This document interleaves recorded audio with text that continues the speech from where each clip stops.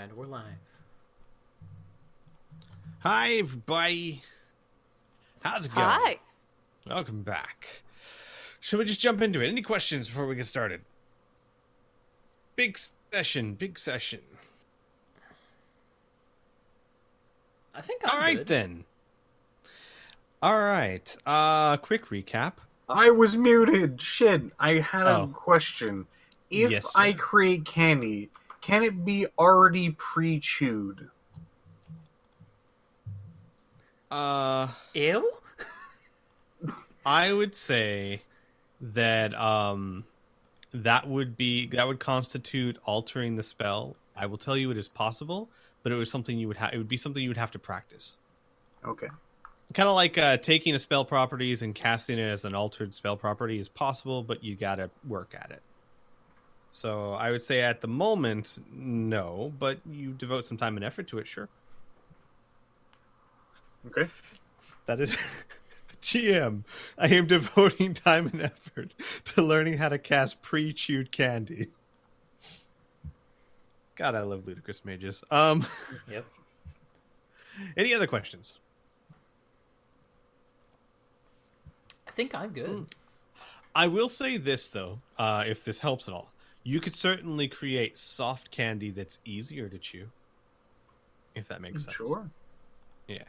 Yeah. Like I imagine you'd have the choice between hard candy or soft candy or taffy, that something of that nature. So the thing is, it comes wrapped as whatever it is. All right. Oh no! In the description, it's wrapped or unwrapped. It's pretty neat. Oh, okay. Well then, perfect. Okay, then yeah. But yeah, soft or hard, I'd leave that up to you. Somewhere in between, like you want to make gobstoppers or something. Flashbangs were had, tag was played, people are missing, and go. No. Last session I was cast your it again. God damn, session man. was a pretty crazy session. A fight ensued. Flashbangs were deployed. People kept falling down. Lucas cast a crazy spell that turned the combat into a giant game of tag, quite literally. And the fallout of it is Kid and Indigo tracked down, followed 3x1011 to the science lab where they found out that Cyber 4 had ordered that Cyber 6 be moved. Cyber 4 is someone you have not met, but they are incredibly high up. They're one of the elders. And Hart was kidnapped by the intruders to your room, to where you know not. Yeah. And at the end of the session, 3x1011, in an attempt to try and get some trust points back with you, and honestly, a lot due to Isaac talking about how he would feel if his own child had just been kidnapped or taken from him, he has left you with a communication card that can contact Cyber 4 directly once. However, you as a group, I think seeking to protect 3x1011, are trying to find a way to hack the card so that you wouldn't be able to trace who it came from. Am I under the right assumption there? Yes. Okay. So when we last left, you guys found out that the card could be hacked. It is doable, but it is above the skill sets of the people in the room. And that's pretty much where we left off. So I'll bring you back in. We are in your hotel room, for lack of a better word. The furniture has been rearranged for Rael, who is currently inside Kid's necklace.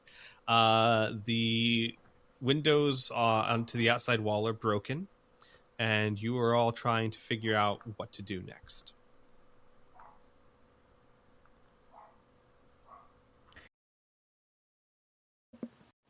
We sit there thinking. And action. We pretty much looked into that card reader. We know how it ticks, and we can probably build something similar back on the ship. I think going back to the ship is the right call, because then we can use the AEG, see if the see if Zebron has any people that can decrypt the card, because practically our only hacker got taken. So I think that's the direction we should go.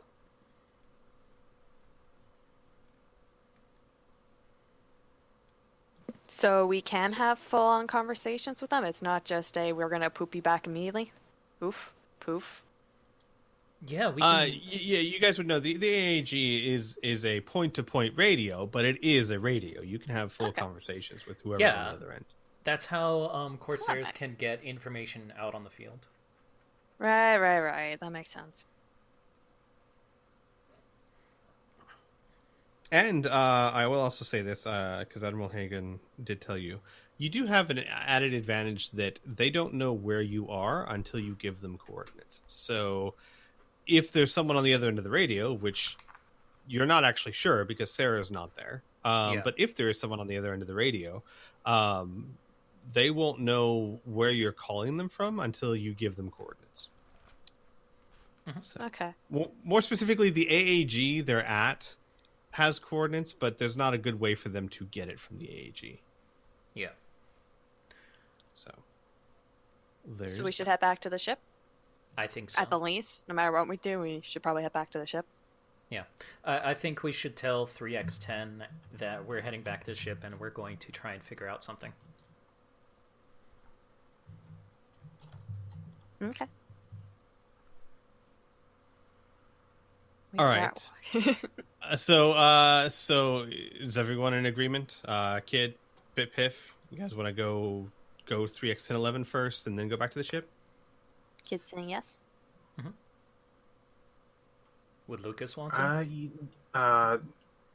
Well, this sounds like a lot of tech stuff, so I'm not quite sure how much in or out of character. But out of character, I can be like, yeah, no, I appreciate all these plans and whatnot, and would love to step forward with it. Lucas is like, cards hack the signal. I don't. I can cast spells. Does it Gotcha. glitter? Gotcha. If you want me to Understand. talk to somebody, I got your back. Oh no. Oh god, not again. As he hides behind your back. Let's go back to the ship. All right, so you guys start gearing up to leave the room, and as you are doing so, there is a small, almost inaudible popping sound, like a. And as any of you who turn to look, you notice a very, very peculiar and odd sight. Right about here, in the middle of the room, there was nothing. And then all of a sudden, with a small, there is Xavier, who looks like he's in a cross-legged sitting position. However, there's no chair under him. So there's about a split second where he just sits motionless in that position until gravity takes hold of him and he falls right on his ass. Ah! Shit! Fuck! Oh! Ah! Where the hell am I? Oh! Oh! What? Okay, everything except for where are you? Repeat back to you. What? What? No! What? Wait! What? What's wrong with my voice? Why is my voice so high? Oh boy. Yeah. Yeah, we're at Cyber 6's home. What? Um, Cyber 6 is home? Where's this home? It's not on Frontier Station, is it? no, you're way far out of the galaxy. Welcome back, by the way. What? But how is that possible? I was just talking to... What? Oh, shit! Oh my... Okay. Alright, Sorry, give me just 2 seconds to kind of get my brains unscrambled. I think I might have some small inkling of what happened, based on what she said last. How could she have done that? Shit. Hello,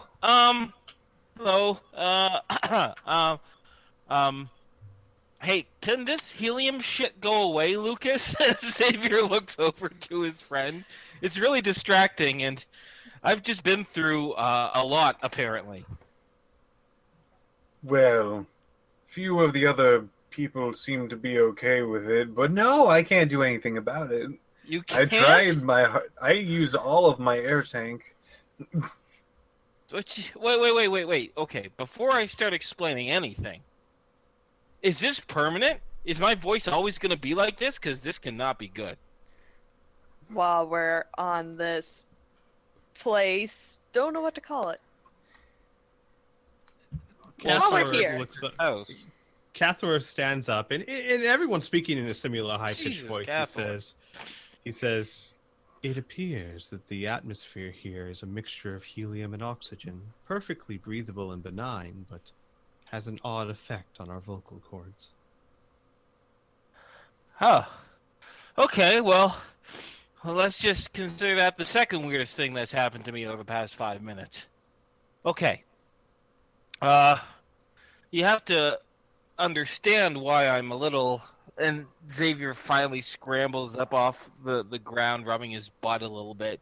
He says, you have to understand why I'm a little out of sorts, you see. Just literally a few minutes ago, I was sitting across from a young girl who said she was my daughter, and now I'm here. I guess I should start from relatively the beginning. Will that be helpful? Or we like is something like serious going on right now and we don't have time for stories? Well, Hart was kidnapped. Oh, Hart was kidnapped. By who? Yes. By apparently another group of these cybers. They kidnapped her because she was able to interface and upgrade Cyber 6, which is something that nobody should be able to do. Oh, so Cyber 6 is gone. Yeah, they stole Cyber 6. Like he's dead? No, No. they stole him. Oh, okay. Well, last time I saw you, he was deactivated, and we weren't too sure if we were going to be able to fix him or bring him back or anything, right? Yeah. They were supposed to be fixing him, but then somebody took him. Okay. Well, so we're on Cyber 6's home planet. Just to be certain on that. Yes. It's not technically a planet. But wasn't that supposed to be like a 6-month journey? Uh-huh. Yeah, we did that.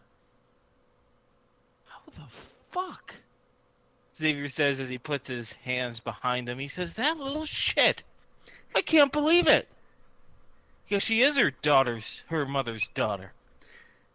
Okay. I'll give you a quick version, alright? We'll fill in the details later, since obviously we got a kidnapping, and a double kidnapping, really, if you count Cyber 6 and Hart. Mm-hmm.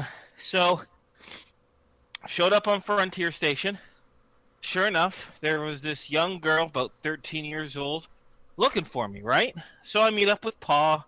I put on my face disguise. I check things out, and sure enough, it's this young girl, Susanna, right?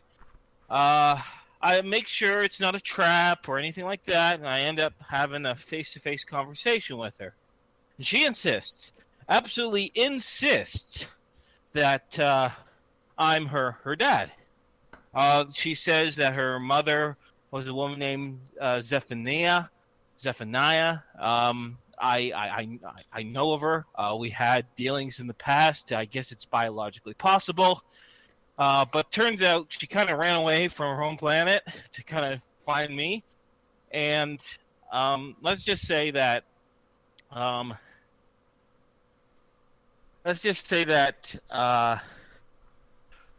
I wasn't too sure how to deal with the kid.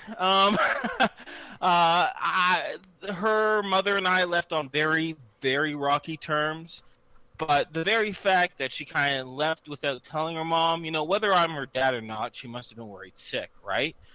So I talked to her for a little bit. I told her that I might not actually be her dad, but regardless, I was going to contact her mother and send her back, right? So, because her mom's probably worried sick, all that stuff. Well, this kid Susanna, oh God, she gave me quite the stink eye too. I mean, she's anyway. She didn't like.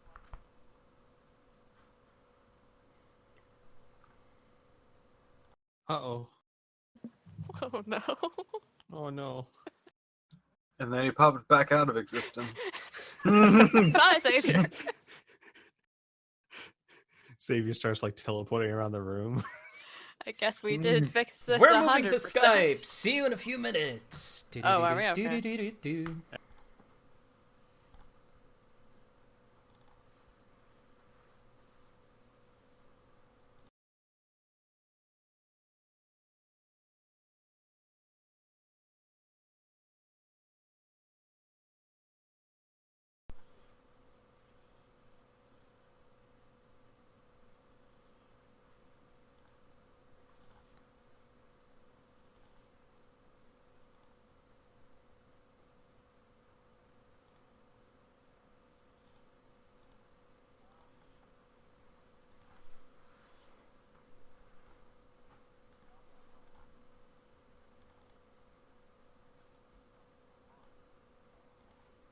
Yeah. Can you guys hear me?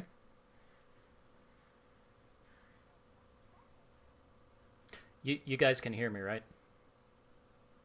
Okay.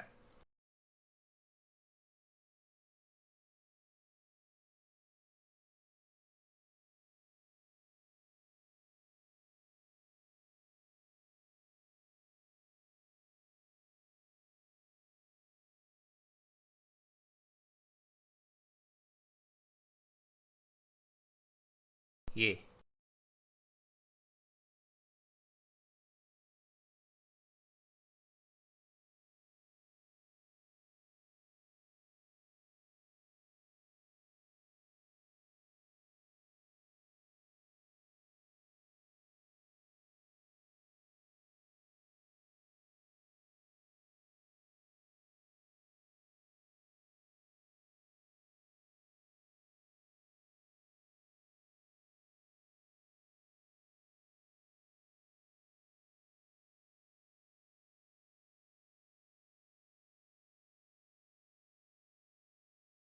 Hear us.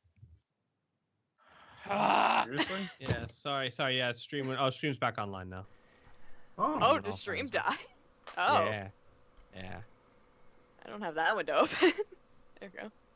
But that's fine. We all heard you, Xavier. What's going on? We're good. We're back. There was just a momentarily hiccup on YouTube stream. Happens from time to time. But we all heard you. Everything's good. All right, I don't know what else to say. I'm done for right now. I don't know what was heard. I don't know what wasn't heard. I don't know what I need to repeat myself. So No, it's fine. So yeah, so basically, like you said, she might have had magical background, and now Xavier knows that he was there. Now he's here. yeah.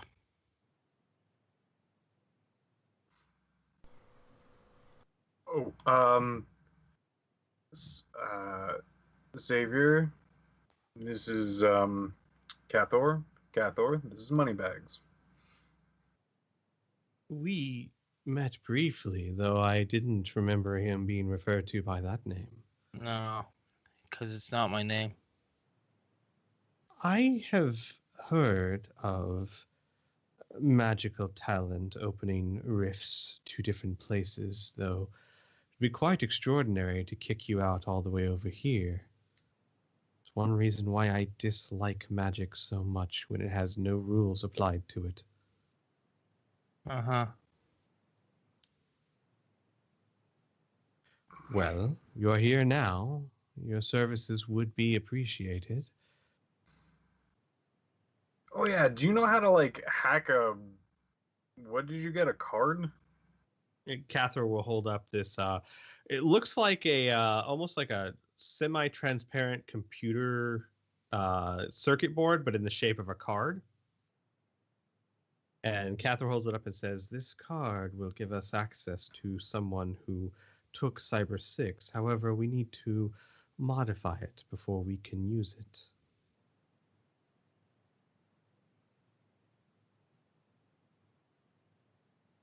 I've tried hacking it already. It wasn't something I could do at the moment.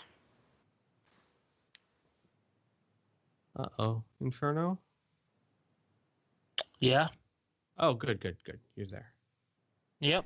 It's just the chat didn't hear that last part after we left from Discord, so I'm just wondering if I should just tell them out of character what happened, so people who are listening to the stream aren't completely confused. Yeah, absolutely. All right. It's simple. Well, no, it's actually not simple, so to speak. She wanted to. He met his daughter. He wanted her to go back to his mom. She didn't like it. And after yelling and telling him to go back to his friends, he kind of poofed out of existence and showed up here. Her mom is, last Xavier knew, was like a powerful enchantress. So there's a chance that, the apple didn't fall too far from the tree. But, yeah, there you go. Here I am. God, I just realized Xavier said that their relationship ended on very rocky terms, and she was a powerful enchantress. That could have been really bad. Well, there's a lot more to the story, but like I said to the group here, I was just going to give a Cole's Notes version so we don't spend the next half hour of Xavier explaining the whole background to all this, right? There's more going on in the adventure anyway, so. As Cathar was holding up the computer chipped card and asking Xavier if he knew how to modify such things. What kind of card is that? It looks almost like a semi-translucent circuit board, but in the shape of a card, like a communication card or credit card, something of that nature. Mechanic-wise, does Xavier have the hack ability? No. Nope. Yeah, that's what would be needed. Yeah, Xavier shakes his head and he says, no, I'm afraid not. If it's some sort of code, maybe I can break it, but you might as well put a chicken in front of me and ask me if I can fix that. Actually, just because it has been a week, to let you guys know, chicken. Isaac, when you looked into the card, you did find that it was set to transmit to a very specific device, and the frequency of that device was encoded. It was a very powerful encoding that would be very difficult to figure out without the key. But given what Xavier just said, it is technically a code, at least the encoded part. And you, as you dive into it, you can pull out the encoded coordinates to where it's transmitting to. But no one there, as far as I knew, had the ability to decode an encoded code. Okay, I just said that way too much. Okay. I guess to make it simpler, can my cryptology skill help with this? Yes, it would be a difficult check, but yeah. Xavier gives a shrug and takes the card and downloads the encoded data and shrugs and gives it a go. I succeeded by 4, so I don't think that big penalty is going to make that happen. Unfortunately not. Of course not. Well, here's what you find.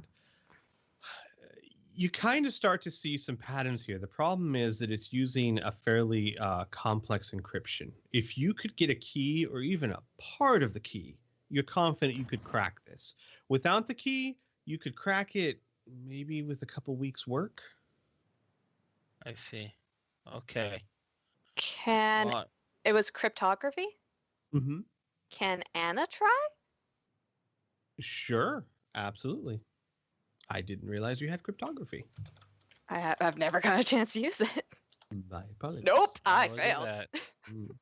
Same basic thing. Okay. You do at least your skill does at least let you know that you can kind of see the same patterns Xavier's seeing, but yeah, without at least some part of the key, it's just too much to try and break quickly. Okay. Xavier clears his throat, still trying to get used to the helium, and he says, "Listen, I can give you a much bigger background as to what happened between myself and Susanna and her mother and all that. And eventually I'm going to want to see the kid when we head back. But right now we got to worry about Hart and Cyber 6. So catch me up just a little bit. Who took Hart? The rebels. There's a Okay. rebel faction on What are this they planet. rebelling against? Okay. The elders, or society as a whole.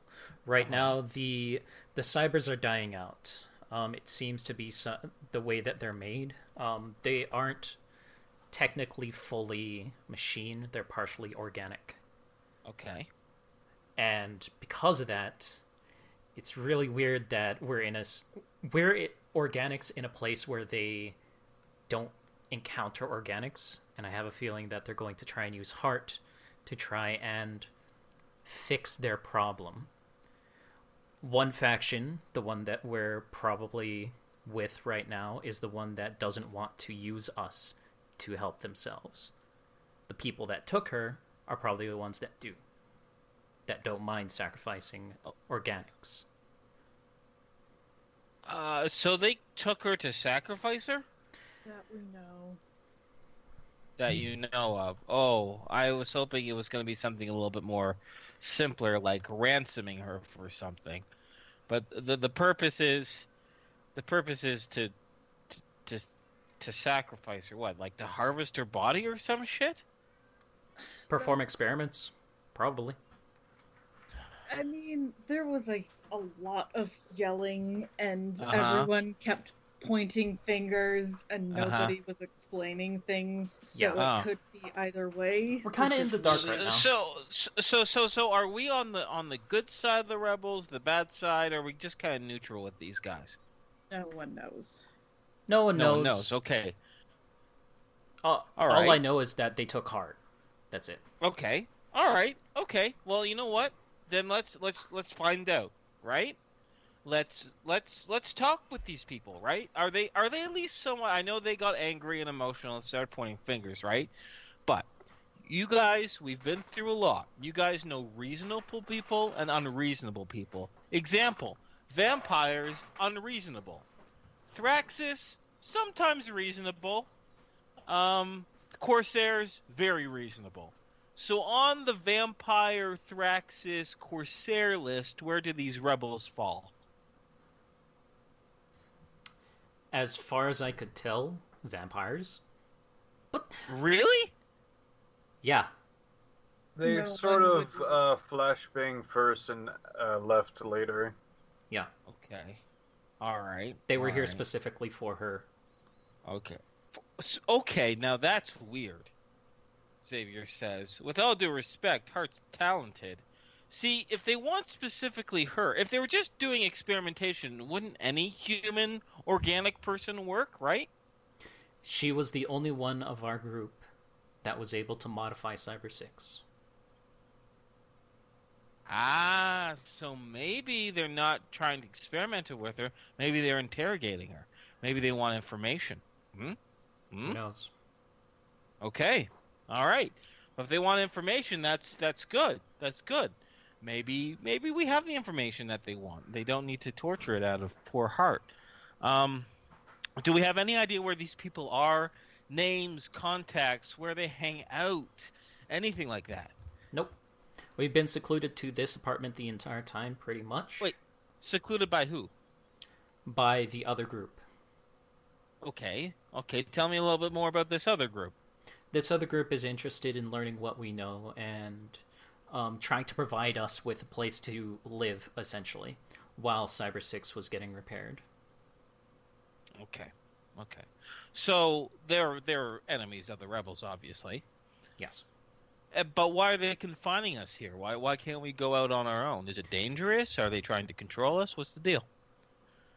They said This entire society is a society of non-organic robots, Okay. and we're organics.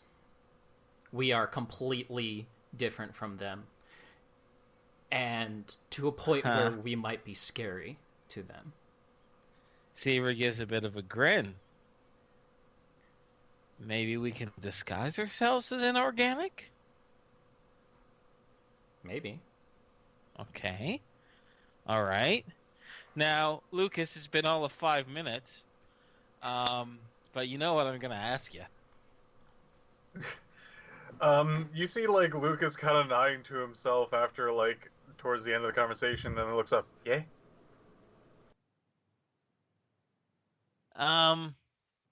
You got a spell that can Wait! Xavier says. I remember back on, Mrs. Fussy Britches and all the other stuff, disguising. You can disguise yourself, right? Using magic? No, I more have, like, get-ups and things like that are stored, and let's just say I have a limited particular quantity. I can't just change into anything. Okay. What would you need to masquerade as a robot? Like one of the other ones that are around here. Tell us the components, what it looks like, or anything like that. We can go on a little bit of a scavenger hunt. All right. Since I would probably be at a loss as a player, may I roll for this? And I do have specific things for this GM. Sure. What would you like to use? I specifically do have the skill disguise, as well as wardrobe and grooming, which is specifically to show oneself as part of the society thing is. Got it. I would let you choose either or, honestly, in this one. I'll go with disguise. All right.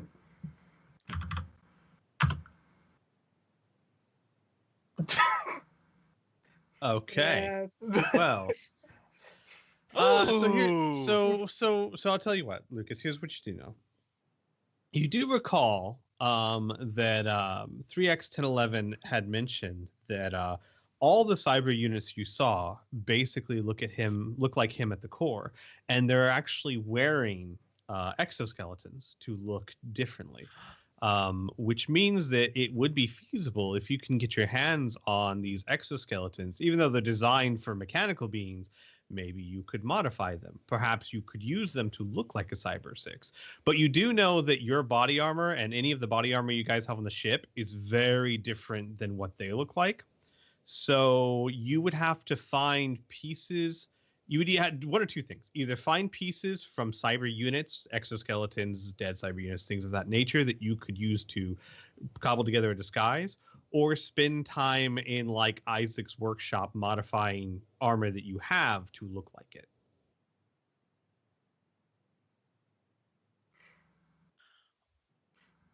Well, Do you say that in character, or do you say that just out of character? Laura. Laura. Oh, About Laura. grave robbing. Oh, no, that's out of character. Oh, Sorry. that's too bad. Okay. Oh, Lucas would probably bring it up. All right. Okay. Good.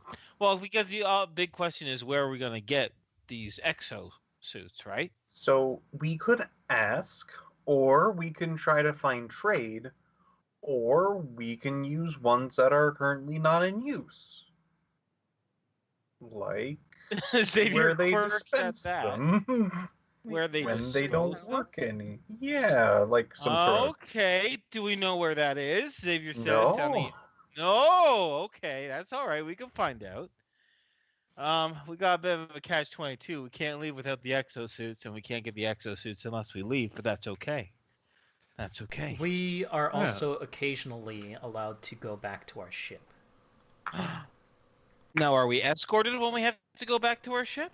Yes. By the quote-unquote good guys. No, The that's people who have- okay. Yeah, the people who have not... Okay. To be How fair, about- Indigo says, standing by the door, it's not locked, and she opens it. I think 3X1011 kind of left the door open. Yeah. So we can either sneak out. Okay, Xavier says. Let's do this. I just got myself a crazy idea. All right? My sudden appearance by my crazy maybe daughter, maybe who did this, they don't know who I am yet, right? Yes. They haven't met me. No Yeah. one has met me. I think this is an excellent time for me to introduce myself. Maybe, Xavier says with a big grin on his face, maybe make it seem like I'm more than I seem.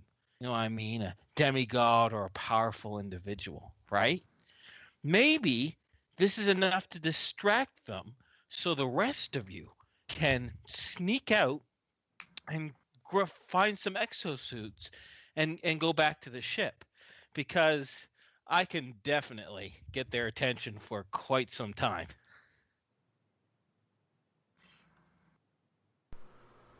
Sure. I mean, that would probably work really well, especially if either, well, myself, Lucas, or Cathor would help you in that regard, because they haven't really encountered magic. Oh, Cathor, can you make me glow? Like, can you make my clothes glow and stuff? Cathor like pauses for a second. I believe I may have something like that on the ship. Squeak? Yes. Can you guys not hear me? I can hear you. I can hear you. I just had an idea. That's why I said. Okay. I'm sending something to you. Got it.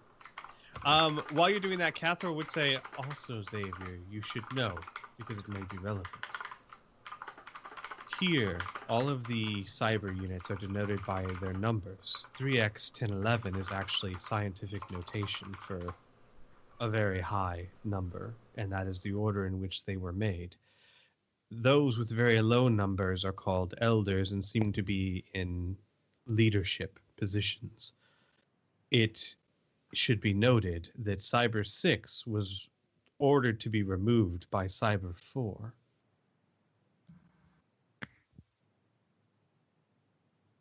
Okay. Sorry, my phone freaked out on me. I had to go charge it, so I just heard that last part. But, sorry, Squee. No, it's okay. Basically, he just said that so in case it's relevant for Xavier, all of the cyber units are given, their names are basically numbers, which is scientific notation for what order they were built in. Okay. And the very low numbers are in very highly respected leadership positions. Gotcha. Well, the important thing, Xavier says, is for me to really play into their biases, the stereotypes of what they think magic is, right? So, if I can do anything like sparkle or shine or look otherworldly or look bizarre to them, Xavier looks towards Lucas and Thor, and he says, I can change my face. I still have my cyber disguise. I could change my face to look interesting and otherworldly, but I needed a little bit more panache, right? Or they're going to just be like, this is just some other mortal guy. Do you have any skill in magical items or artifacts? Skill in them? Like how to use them? Xavier will raise up a hand and show a small ring on his finger. And he'll say, I got this way back on Cyrene. It protects me from poison. I know how to use it as a command word on it. Ah, yes. Unfortunately, most of the items I build require some mastery of the arcane energies. Gotcha. Okay, no, that's fine. That's fine. I can just go in plain vanilla Xavier. I was just thinking of adding some sprinkles onto me, you know. Oh, I can sprinkles, Lucas says, still like kind of thinking and also kind of like moving some things around in his bag. Okay. Also, go ahead. He will stop briefly and say, speaking of magic, I'm unsure how familiar they are at all with magic. From what I hear as he like sticks his face into his bag, looks like they probably were just kind of did a fairly like ship to ship battle, and then kind of left. Most of their, I don't even think they have enough like physical, like as he then like puts his face out of the bag and kind of like pinches arm skin peoples to actually do magic. So I don't. Okay. All right, magic items. Magic. Cathar talked about magic items. Now, most of his stuff requires someone who knows magic. But does anyone else have stuff like my ring that I could borrow, and then I could use them and make it seem like I'm casting magic? Yeah, I'm giving a look as he then starts just poking a bit. Hey, Lucas. Or actually, no, Piv, because this is going to be out of character. I can't remember about the boots if they were the magical boots or not. You have magical boots. Okay. Yeah, you do. So in character, Uh-huh. Anna will look at Xavier and go, unless you want to wear 6-inch heels. Well, what do the 6-inch heels do? I need to reopen that. 1 second. Well, you'll look great. Well, yeah, but I look great anyway, Xavier says with a grin. Okay, it's a picture-wise. There we go. Oh, these would be neat.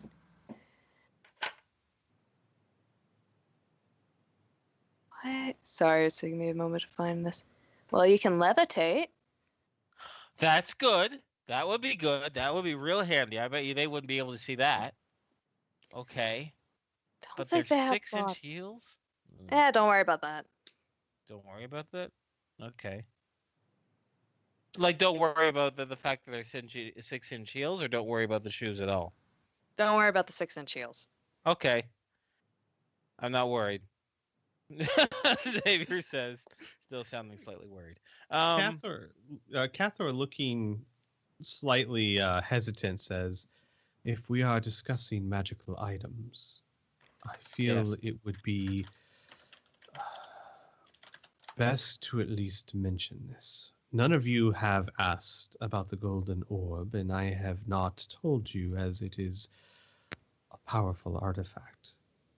And I would not even bring this up, but it is clear that both Heart and Cyber 6 are important to you. Extremely. Xavier says, the orb. Now, the orb. Wait. I don't want to get too excited. Didn't Thraxus think he was a god with that orb? Is it going to drive me like power crazy?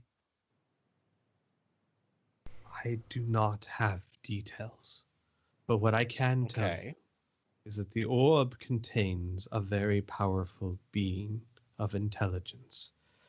It many times, while I created the forgery, asked me what I wanted, promised me very potent powers, and I believed it. While I do not know exactly what it is or what it can do, for I was not willing to make a pact with it, I have no doubt in my mind any who did would find it a great boon, but also very dangerous. All right, dangerous. Okay, that to me seems like a plan B thing.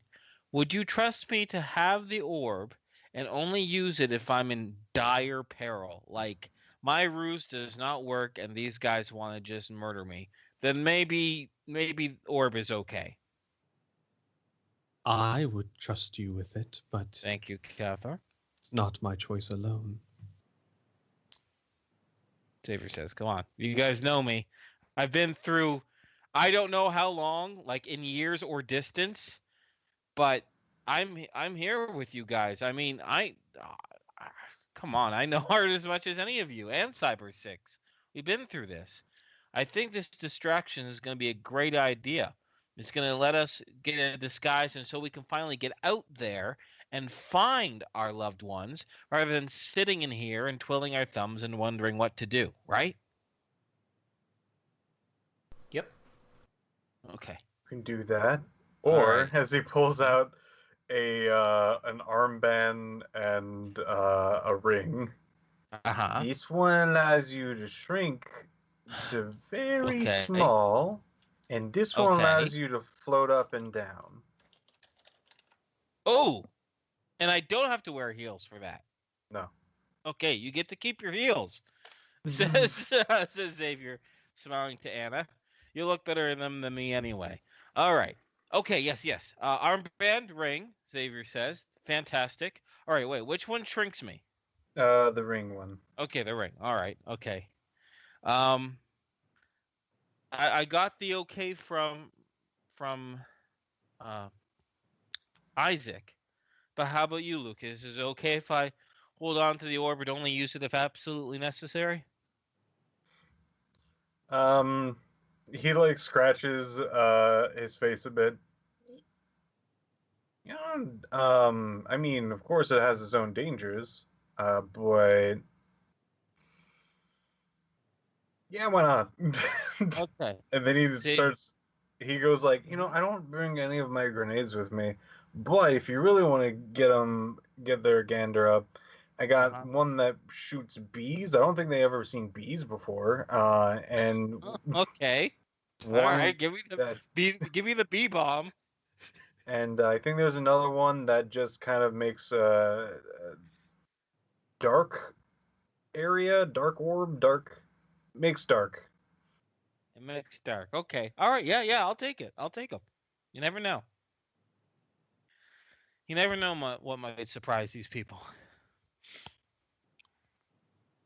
Okay. All right. So is the next plan of action to go to the ship, or are you guys headed somewhere else? Well, I plan on like leaving this room and providing the distraction right away. Well, to Right? let you guys know, the orb is tucked away on the ship. Oh, it's on along the with ship? bag. Well, the hell they am I didn't- going to get on the ship without them seeing me? Okay. Well, Xavier I says- We can, grab a blanket.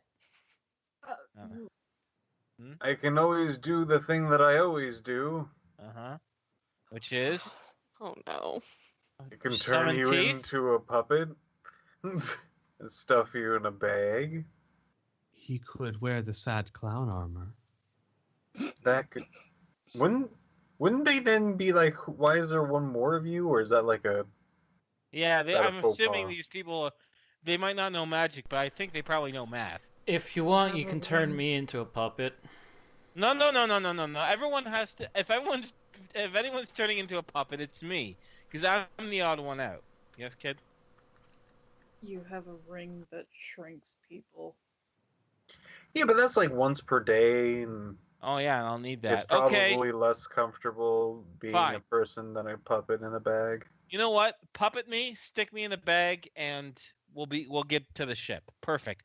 Besides, maybe I can get some of my own belongings. I left some shit back on Frontier Station, but I still have a lot of my stuff still on the ship. I'm assuming no one has raided it anytime soon. No one's got into my room, have they? No. Okay, cool. All right. Yeah. Do it. Puppet me. Let's go. All I right, mean, we don't know what's happening to Harder Cyber 6, so time is of the essence, right? all right. Yep. Don't resist this. Xavier gives a bit of a chuckle, and before he casts a spell, he says, if I had a nickel every time someone told me that, I'd have 2 nickels. You are now a puppet. Xavier looks my like a God. plushy version of himself. Oh my god. Am I conscious? Yes. Yes. Very. You're complete. You can move. You can either be a doll or puppet or a stuffed animal or whatever. I'll just be a Whatever- puppet. I'll be a Alright. stuffed Xavier. Alright. And then little puppet Xavier in a very high voice will say, "This is the third strangest thing that has happened to me in the past 20 minutes." Now you know how I felt. Okay, put me in the sack. Let's go. All right. All right. So quick question of note. Is there anyone you guys want to leave behind here? Tessa, Cathor, Indigo? No. You want everyone to come No. with you? I'm just making sure. Dude. Just making sure. You want everyone to come with you. We were all here, and somebody got kidnapped when we were all here. Leaving somebody behind would be a terrible idea. We need to get all of our stuff. We need to get back to the ship pronto. Got it. Okay. I understand. So, with that in mind, you guys get your things together, get everyone together. Cathor reluctantly puts on the hulking sad clown armor, which, by the way, Xavier, I don't know if you were aware of this or not.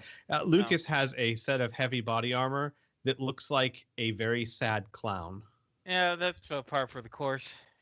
And Cathor is wearing it because he has no body armor. Okay. He does not look like he's very comfortable or very skilled at using it. Heads up, while you're taking us all over to the ship, I want to make it very clear while Xavier's in the bag, he wants to listen intently for sounds of voices and specifically names, so he can play some parlor tricks when he actually shows himself.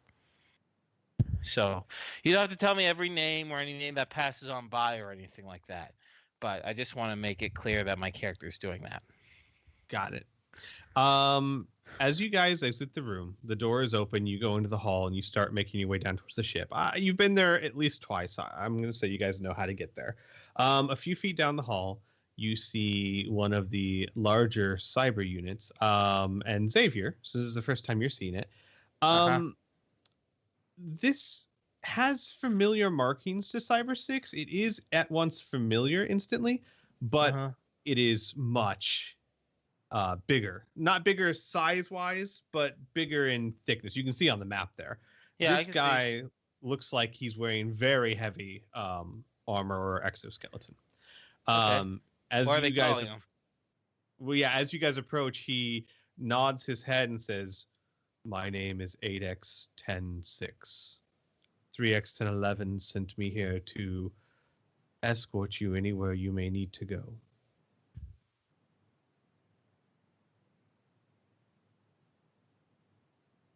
I can't talk. I'm a puppet. We're going to our ship. Yeah, we're going to our ship.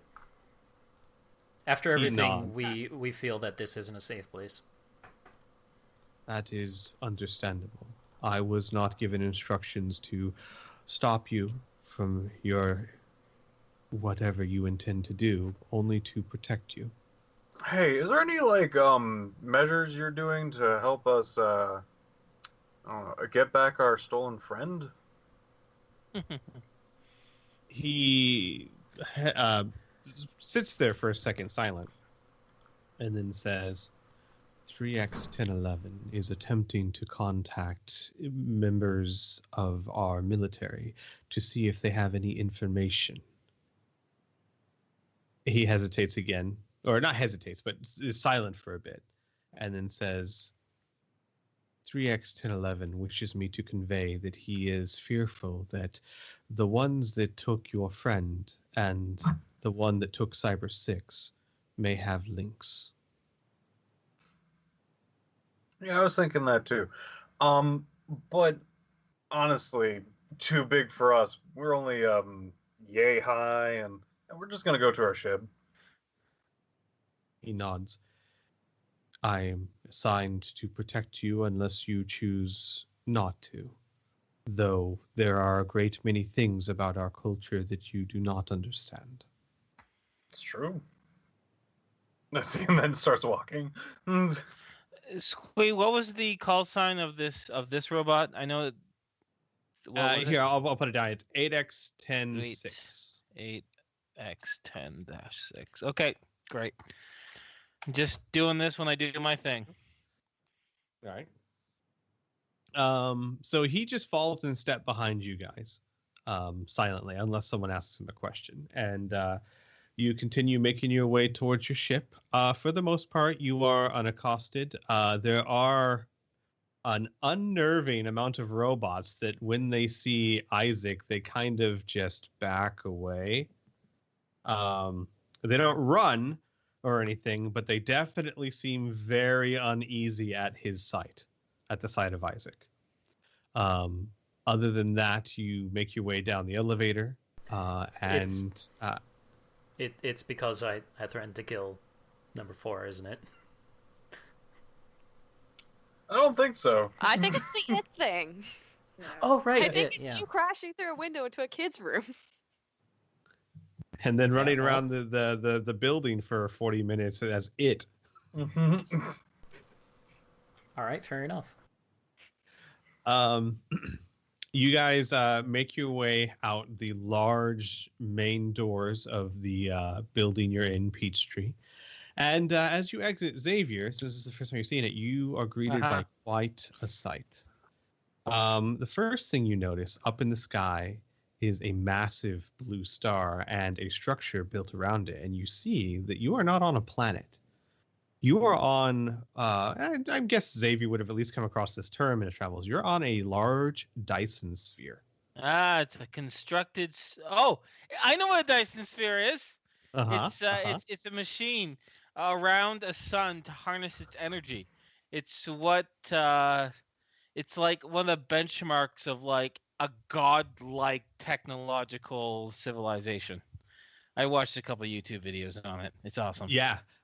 You're on a Dyson sphere, and it is, given the size of the star and the size of the plates, enormous. Okay.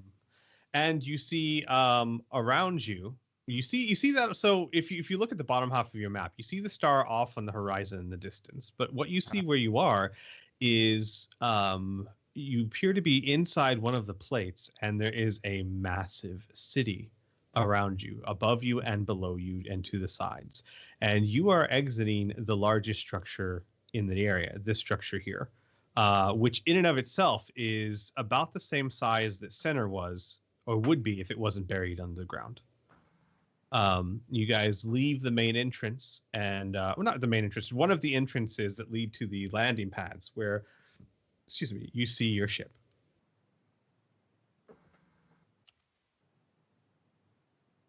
Kid speed walks the rest of the way. Yeah. Isaac's gonna try and get to the ship as fast as possible. You're able to get to your ship unmolested. Isaac, luckily you'll notice that very less people here are weary of you. More looks are that of curiosity, as organics are walking down the street. When you arrive at your ship, 8x106 says, "Are you intending to leave?" I hope not. Our friend's here. Good. I do not think my orders extended towards that. I have no intentions of entering your ship. I will wait here for you. Thank you.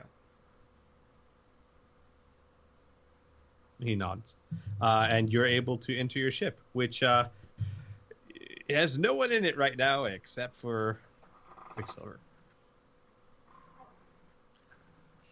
I thought Quicksilver. So once the coast is clear, Oh, that's right. little puppet Xavier will like. Hello. Yeah, Hello? we Yes. heard. Yeah. Okay. So once the coast is clear, little puppet Xavier, little plushy Xavier is gonna stick his little plushy head out from Lucas's bag. I'm just gonna say, first, you need to watch this thing more often. Second, I'm gonna stay in this form. All right. Give me the orb. Put the orb in the same bag once you get it. Right. I have all your other magical items on me. And when you guys go back outside once you're done doing whatever you need to do. Oh, wait a second. Does my voice get normal now that we're inside the ship? Yes, it does. Okay. Also, I'm glad I have my voice back.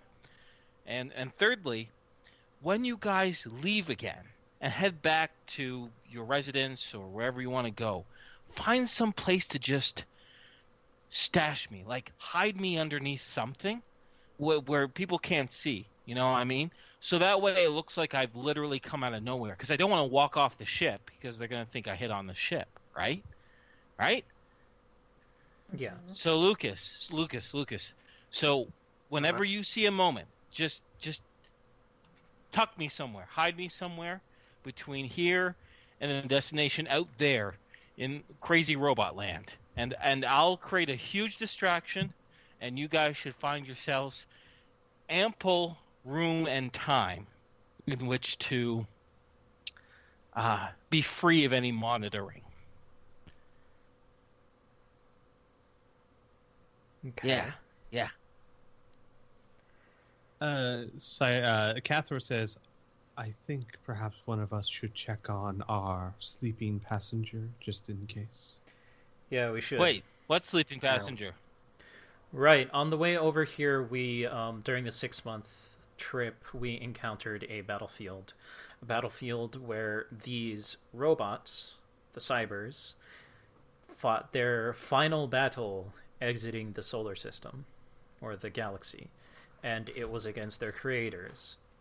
We have one of their creators in stasis. Do they know this? No. Good. I'm sure that will... Xavier pauses for a moment, and like this little sinister look gets on his tiny puppet face, and he says, "That's good to know." Are you thinking of switching her for Heart?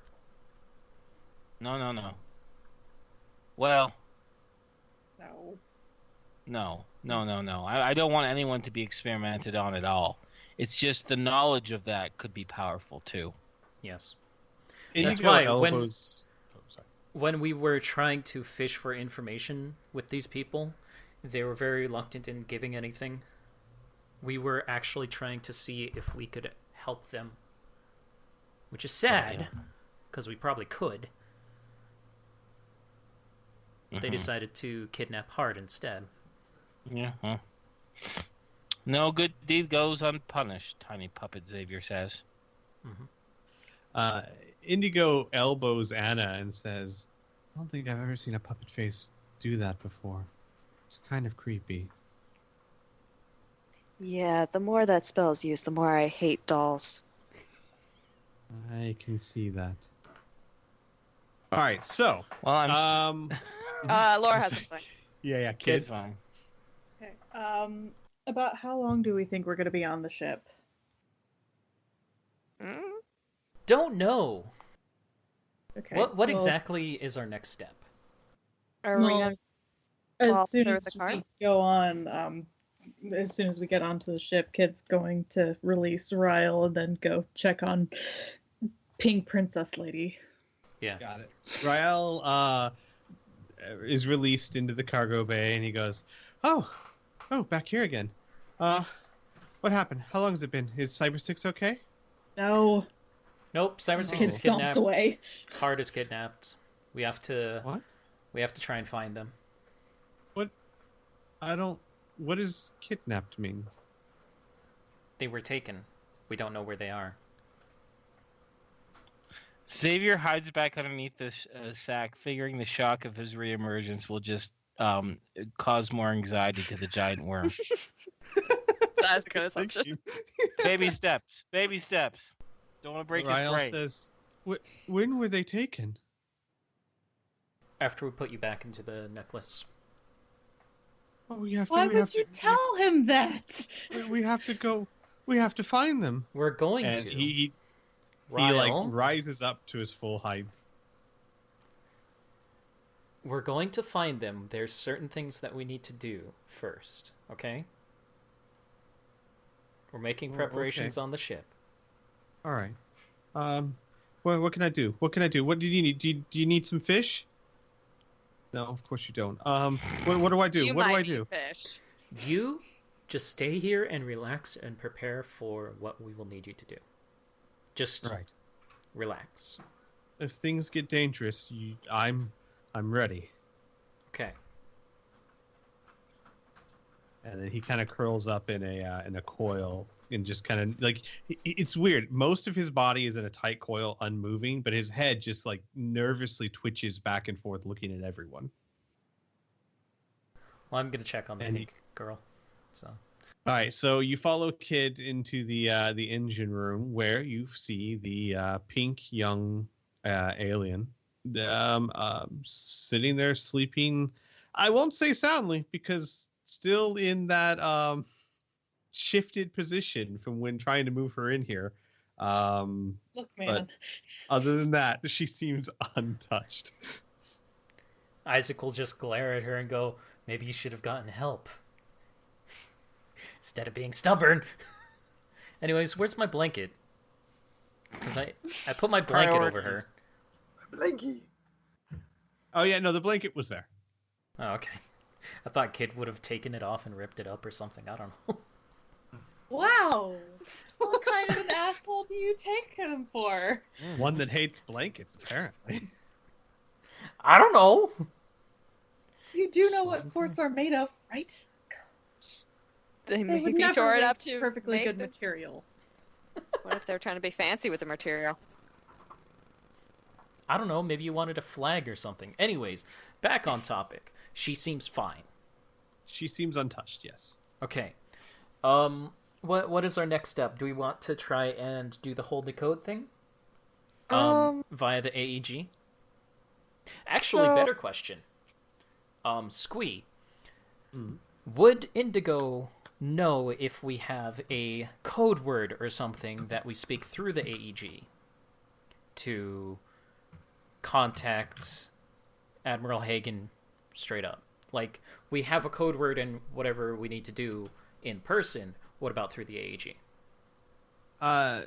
No, not necessary, because the AAG is a point-to-point device, meaning there's only one other device in this entire existence that would pick up your signal, and that is under the care of Admiral Hagen and those he trusts. So basically, if you're talking to him over the AAG, you're only talking to specific people. Okay. Anna? Unless, things have gone to shit since you left, Oh, God. Anna had something? Yeah, Anna? So, was going through skills to see if there was anything that helped, and one of the new ones I got might be able to help if this counts as electronic transmission. Are we talking about the card? Yes. It might. I'd have to look at the skill. Because I forgot I grabbed electronic countermeasures. So, the ability to... Yeah. I think. Do you know what book that came No, out? I had to find it online. Oh, well then, let me look it up online real quick.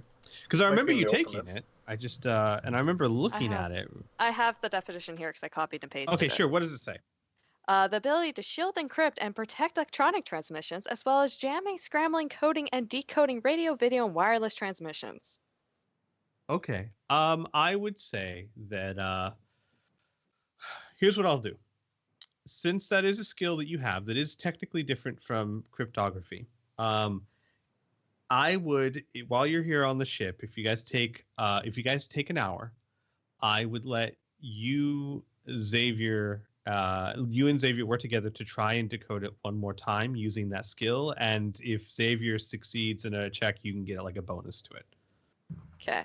Yeah, that could also work, especially since this is a new one and hacking was also a new one. It could be she was just so excited for hacking she forgot this. Right. Yeah. No, I'd be willing. Like normally, I don't let you guys just roll and No, roll that's until you succeed. But that's a whole nother skill. That's basically tackling the problem from a different angle. Yeah. So Xavier, if you guys, like I said, if you guys want to spend an hour, and Xavier, if you want to help her, she could get a boost to that check to try and decrypt it. We would have to do it in the apartment though, wouldn't we, to call up? Yeah, how long does this spell last for? Oh, Or I'm a this. puppet. I believe I can uncast it from what I've been told in game. No, but no, I don't need. I want to like. Do I have an hour, or am I going to turn back before an hour? Oh, you have 5 hours. Oh, okay, great. All right, Puppet Xavier will emerge from his sack and attend, Lucas's bag, and attempt to assist as best he can. Yeah, I mean, most of cryptology. I sit in would assume Anna's is... lap. She pushes you off. Oh, come on! I'm so tiny. You're so big. I have to see I just the imagine you push him off, he falls, and then gets up in like a cute plushy way where he has to like prop himself up. Fucking stupid tiny arms. Come on. I Picks him up and puts him on the table. All right, fine. I Compromise. imagine that most of cryptology is a mental thing anyway, so I don't think you'd have any penalty for using No, it. it's puppet just form, understanding so. the code. Yeah. Yeah, exactly. So All go right. ahead and roll me another cryptology check, and then if you succeed, Oh, I do much better this time. yes, you do. All right. So, 55. Anna, here's the deal. It's still complicated, but because of his boost, I'm going to give you make it harder by 5. Do your check and make it harder by 5. No. Ooh boy. All right. You guys spend an hour coming at it from a Make different my angle, puppet and these cybers, they are really good at encrypting things. And Anna's just learning how to decrypt. So unfortunately, yeah, you don't make much progress. During that hour, a couple of things. One, I'd like to know what you guys are getting from the ship. For example, if you're getting any extra equipment or anything like that to take with you. I also would like to know who's going to get the golden orb. Like, as in who's actually going to retrieve it to then do whatever you plan to do. Well, I don't think I'm big enough to. They're gonna have to put it in my bag. I'll bag grab with it. me. I grabbed it from the mining company, so why not? Okay. When you go to get it and you pick it up, again, your mind is assaulted with sensations of deepness and vastness like an ocean. Except there is something different this time. You're walking out of the room and with it in your hand, and you hear in the back of your mind, "You're driven. Something drives you. You need something desperately, don't you? I can give it to you. What is it that drives you?" What can you do for me?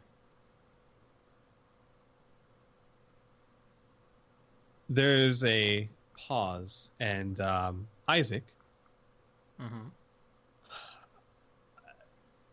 this is not something you have to roll a save against. This is something that is weak enough that if you choose not to let it happen, it won't. But it is as if this orb is trying to read you or search you to understand what you're looking for. Okay, give me like a couple of seconds out of character. Sure.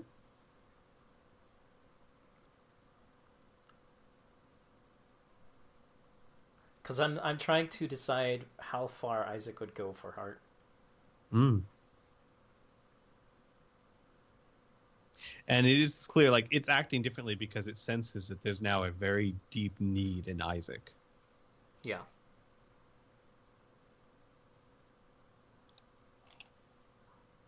I'll let it happen.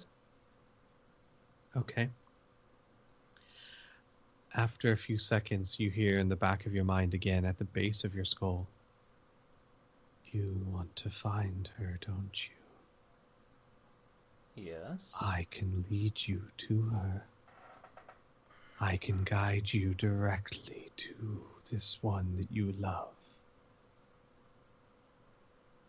All I ask in return is that you bond with me. I can give you such power. Power to help you once you find her. Power you won't regret. What's worth the life of your loved one?"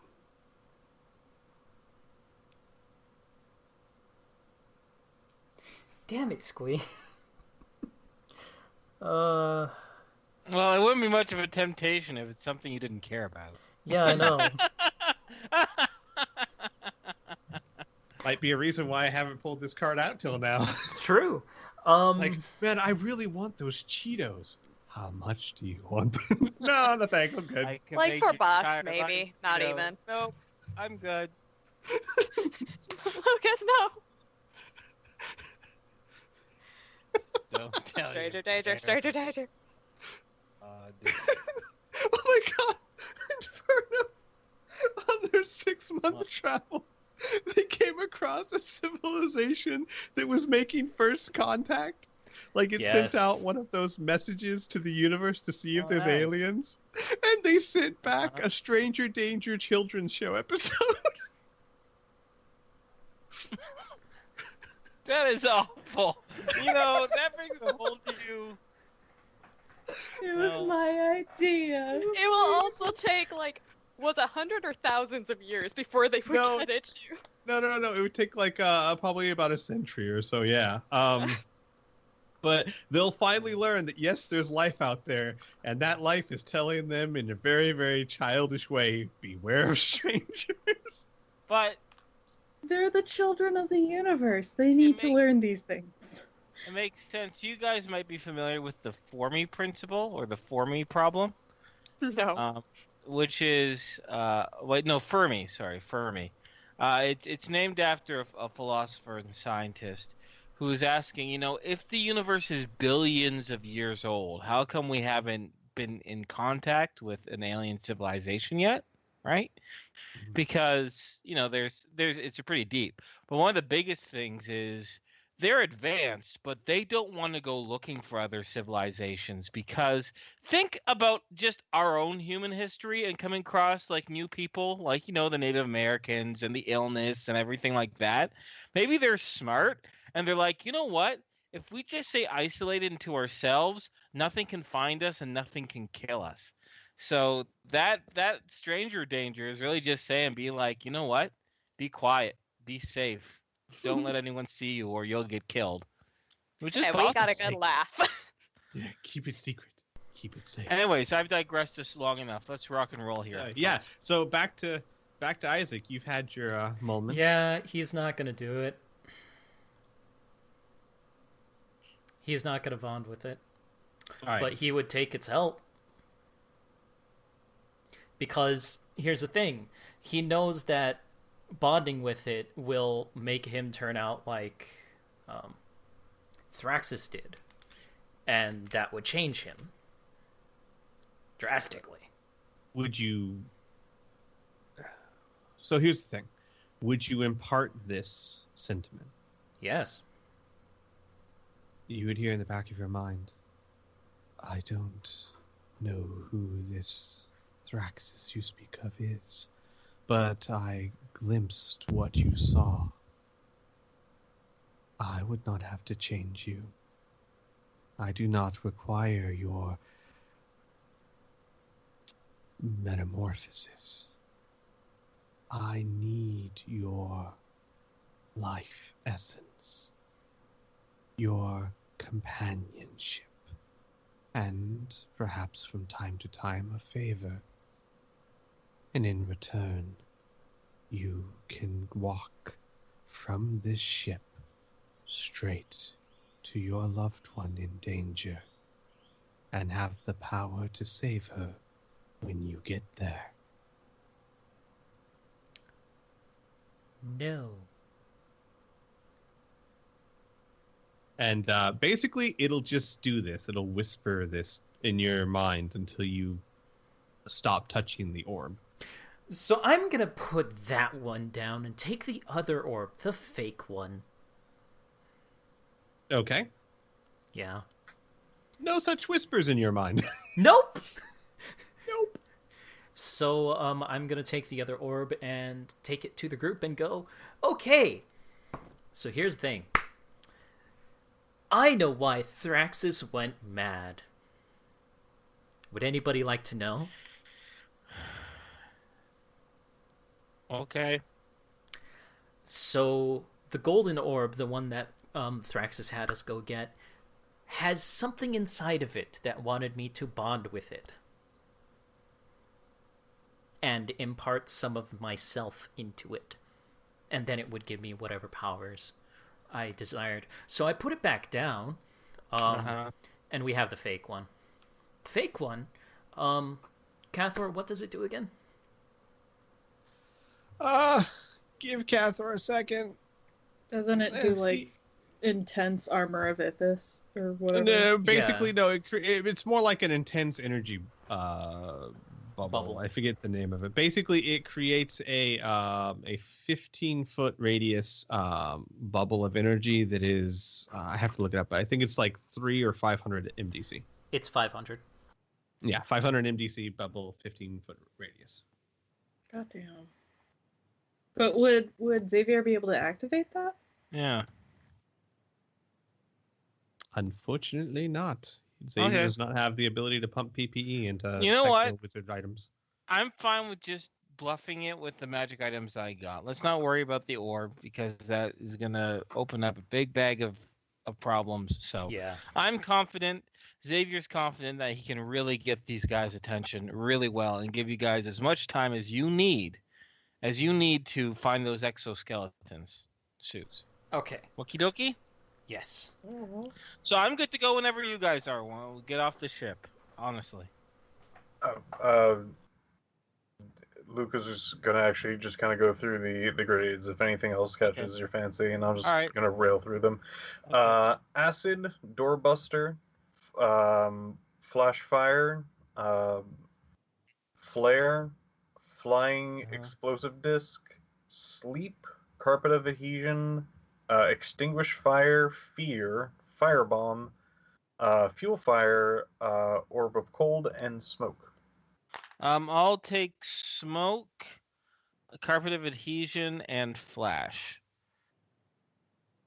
All right. And Lucas would most likely press the bees and darkness onto you for more of a flare.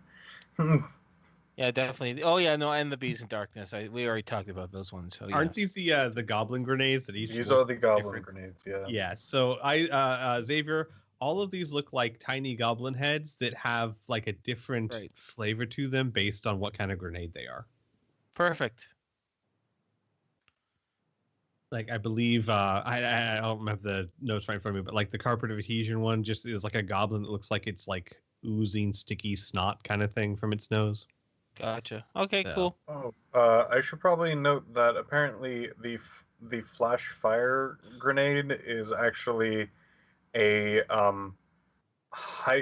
basically it does plasma instead of a flashbang. It is an offensive grenade that does like 5d6 MDC. Tell you what, let me know which grenades those are, and I can shoot the descriptions over to him. I got them now. The flash fire?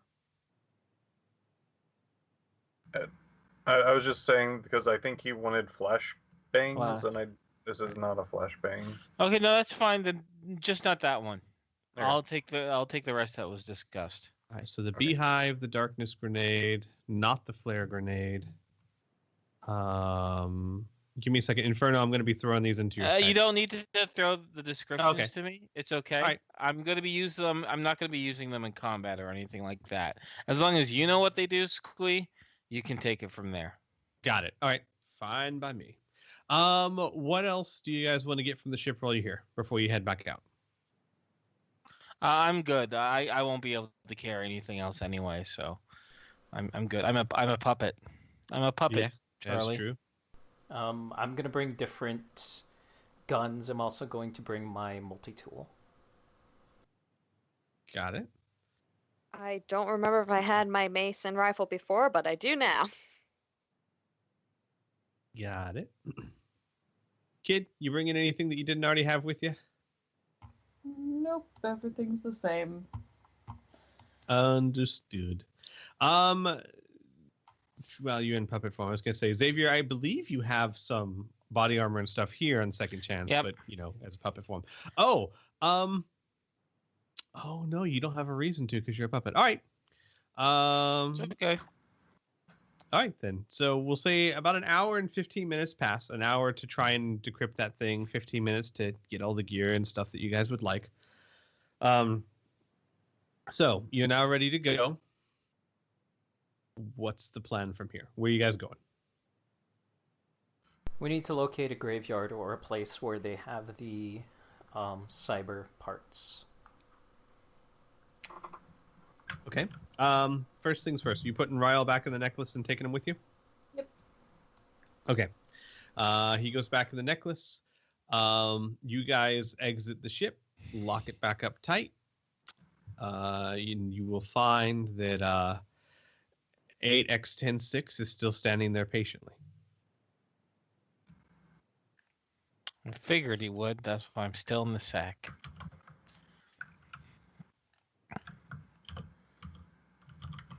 Is there any way we could, like, kind of get this information out of him? I'm too tired to think of something creative for that without giving off our hand. I mean, Kid can ask, but it's not going to be very delicate. You know what? I'll ask. Very I'll direct. ask. Don't worry about it. Who will you ask? 8x106. I think I should just ask, hey, is there a place where we could get this because we're getting tired of being targeted and all of that? What do you guys think? Sounds like a plan. Okay. Then I will ask him, are there any graveyards or something like that? Is there any way for us to get exoskeletons like yours? And he's going to gently tap on his exoskeleton so that we can look like you guys, but not draw too much attention. Xavier is making faces underneath inside the sack, but you can't see them. What is a graveyard? Where you stick dead things. Dead things. I see. Oh, you're wondering if you might be able to find dead cybers and take their armor. That's the idea. Would be difficult, but possible. He stops. It is a very odd request. Do you organics normally wear the clothes and armor of your dead? No, but we're also not hunted and kidnapped where we go, and he's going to look pointedly at him. I see. Think of it as protection. Well, I am not a maker of such things. I know that it is designed to attach to our metal frame, but if you have a use for it, I will tell you the only two places I know where you might be able to find what you seek. Normally are those cybers who have expired. Their exoskeleton armor, had they been wearing any, are returned to workshops to be reallocated to live cybers, and their bodies are cremated. However, you could find spare sets of exoskeleton armor at such a factory or armory, or it is sometimes common that in the poorer sectors of a disk, cybers may expire when there is no one there to care for them. If you were to go to one of the poorer sectors, you may find one of these or a few of these expired cybers and relieve them of their exoskeletons. Though I would warn you, neither of those options would be seen on favorably.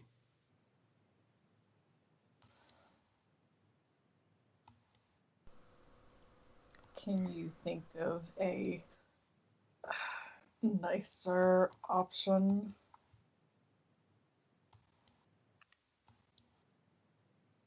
There's a pause again, and it's almost as if not from hesitating. It's hard to tell from a mechanic being, but his eyes kind of like dart back and forth very quickly, and then he says, 3x1011 sends his apologies that you feel driven to such extreme measures. If you feel this is what is necessary for your safety, then I am ordered not to stop you. But understand that since you have 3X1011's communication card, he can no longer offer you any official help without signing his own execution. Yeah. Okay. Well, thank you. Out of character, what do you guys want to do? We can go to the poor section, but we stick out. It just seems like a barrel of problems. Yeah. Yeah. Like practically everything seems like a barrel of problems. So here's my idea. Forget the exosuits, right? We need to get rid of our babysitter in order to truly rescue.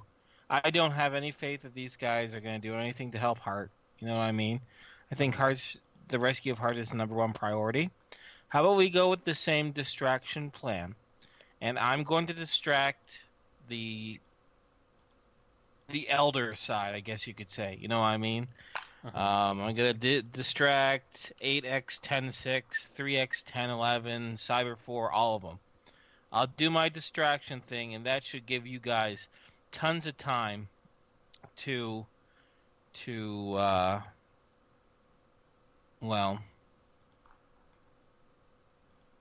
like hunt down Hart, but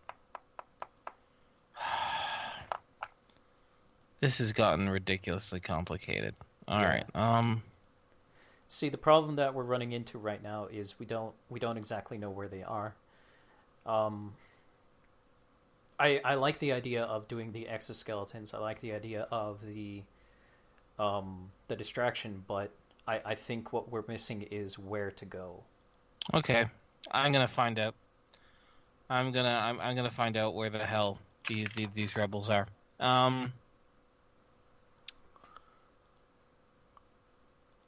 All right. Inside Lucas's bag, you're gonna hear enough as Xavier's head's gonna pop out. And he's gonna turn towards Lucas and he's gonna say, "You can stop the spell now. I want to talk to this 8X10-6 myself." Your wish is my command.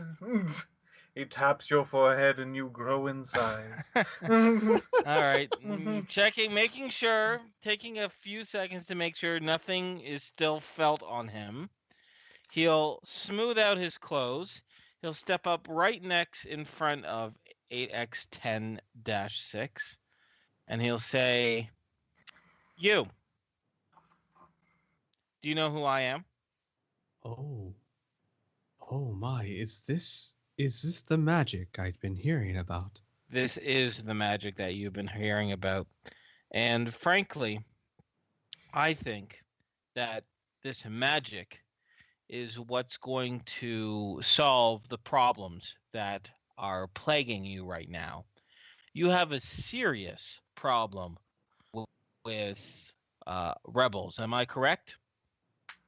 Like about halfway, like as you're saying this, he's like slowly reaching out a finger and just kind of like pokes you on the chest gently to see if you're real, and then looks at you and says, "Rebels.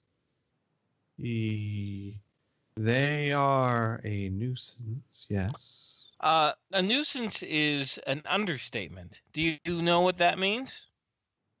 Yes, I am versed in your language. Good. Because not paying your taxes is a nuisance. Speeding down a road is a nuisance. Kidnapping and attempted murder is a serious crime. Now, you have assured us that 3X1011 is doing everything that he can. But you do not really know who we are, do you? You don't come across our kind very often, do you? No, you are the first. Then let me give you, in brief, our resume. We are currently employed, actually not even employed, we are tight friends with a large organization that travels through time and corrects errors in there. We have created a religion and created actual gods on a planet called Cyrene. We have single-handedly taken out entire pirate bases and killed evil gods of the forest. We are seasoned adventurers, and we are a force to be reckoned with. I think the best way to assist us in getting our friend back is allowing us to act of our full accord, to take off these shackles and collaborate with your government, with your group, with those in charge, because these rebels are a common threat to both you and ourselves. And what the skills that we provide will be absolutely instrumental as the tipping point in your success. Do you see the logic in this? There is a pause, and he says, I did not understand much of your exploits, but you are saying that you are very powerful, yes? We are, indeed, extremely. And more importantly, we have a perspective outside your own, and that new perspective could be the tipping point. I see. Well, I am not a spokesman for my government, but what Right. would you propose you do to help find your friends? Well, it's quite simple. Collaborate in intelligence that you have, what you know about these rebels, and we will act as independent operatives in doing one of two things. Really understanding what these rebels want, and come to a compromise, or failing that, crush them and take our friend back.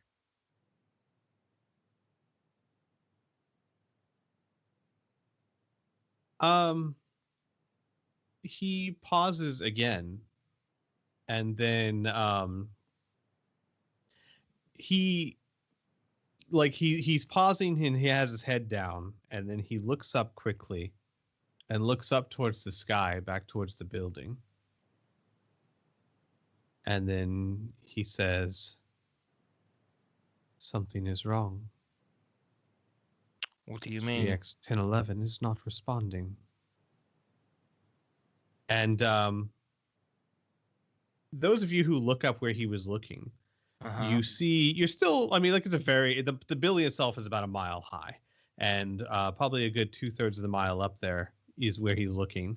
And after a few seconds, you see a small goldish speck falling from the sky, impacting on the ground below, somewhere pretty distant from you. Kid's gonna take off in that direction. Okay. 8x10-6 actually keeps pace with you, because Kid's pretty fast. Keeps pace with you. Well, no, actually, he's in that giant exoskeleton. He does not keep pace with Kid. He tries. But he tries. I guess I'll follow, huffing behind them, saying, and we're running, and we're running, and we're running. Yep. Kid, when you get there, you see terminal velocity is badly mangled it, but it is 3x1011. God fucking damn it, I knew it. All right. But Enough how is he tiptoeing. coursing through the sky? He was shoved out the window and fell on the ground. Dad already shoved himself out. Yeah. Well, we won't have to worry about the car being tracked back to him now. Yep. Okay. Let's just use the card. I'm so confused. I'm gonna go along with you guys. Okay. I'm trying so to do the best so I can with we limited have information. a card that will get us into contact with Cyber 4. Cyber 4 is the one that kidnapped or signed off on the kidnapping of Cyber 6.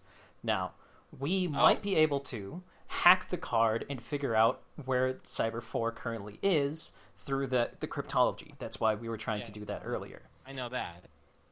Now, I didn't know we could just use the card and get in touch with them. yeah. The But we reason why can't- they were hesitating is because they didn't want it to lead back to 3x1011. Yeah, Wu is now dead. Well, yeah, I So, guess you don't have to worry about that shit anymore. Yes, let's Yeah. talk to this head honcho. Yeah. Let's see what the fuck is up with this guy. As you guys are looking at this, 8x106 looks back to Xavier. He says,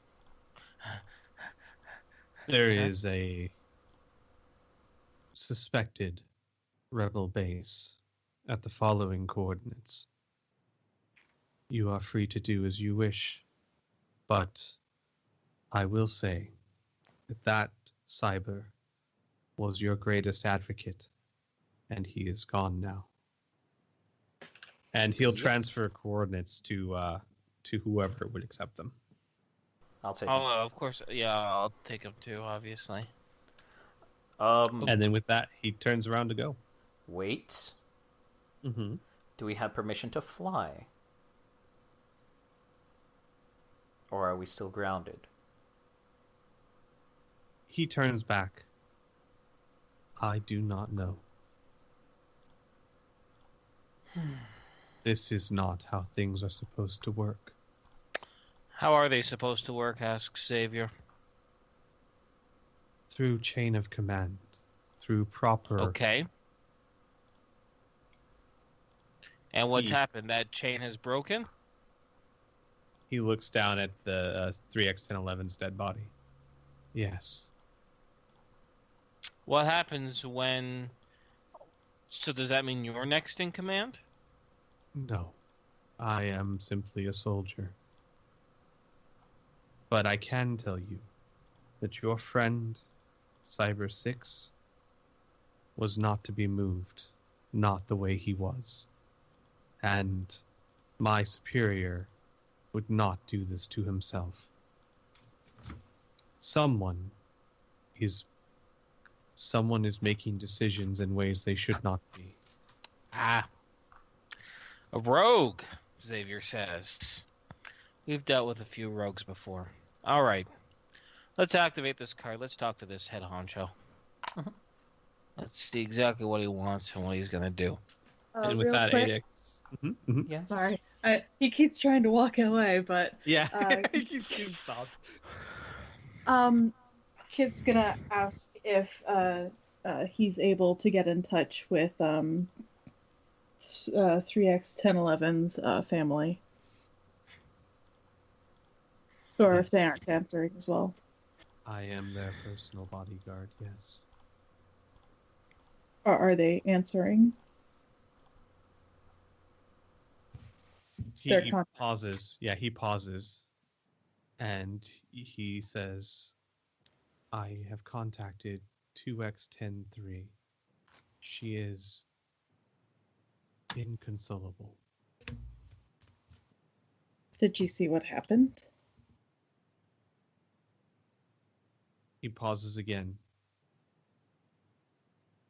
She gives one message. Run. I am sorry. I must return to them. Is there anything else you need before I go? No. If you wish to use that card, there is a terminal inside, and I can let you know that your friends are most likely still within Peachtree. Well, that narrows it down. What friends? Is he saying Cyber 6 or... Oh, Squid. do you ask him, or are you asking out of character? I'm Okay. asking out of in- character. Yeah, he said your friends, plural. Okay, So- which ones? But There's we only only that have kidnap. two friends. Cyber 6 and Heart. Yeah. So they're both still in Peachtree, in the building. Most likely. Mm-hmm. Alright, so let's get to a terminal. Yeah, let's get to a terminal. Okay. You can find them fairly easily back inside the building. Obviously, there's not any terminals out here on the launch pads. But you go back inside Peachtree's. By the way, Inferno, that giant building is called Peachtree's. Mm-hmm. Fairly quickly, inside the building, you can find... are you looking for just a straight-up public terminal? Are you looking for one that's a bit more private? Private. Yeah, maybe a private terminal would be good. Yeah. Agreed. Okay. If you walk into Peachtree's and you go into the center courtyard, because as I've mentioned before, it's almost like a giant apartment complex in the sense that the center of it, all the way up to the top, is a clear courtyard, and you see the levels of the building all around you. And down at the bottom of this massive courtyard is a giant bazaar with different stores and shops and things of that nature. Several of those shops look like they do have terminals in them. So without really knowing what the shops do or what they are, you can just kind of pick one at random that seems to not have too many people. And as far as private terminals go, that looks from where you are to be the only option, unless you would like to keep looking for another. But on this bottom level, it's a very busy zone, so the only quiet areas are within what you think are shops that don't have many cybers in them.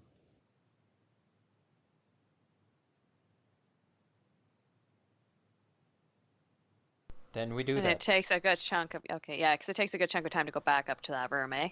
Mm-hmm. Yeah, right. Pretty big chunk.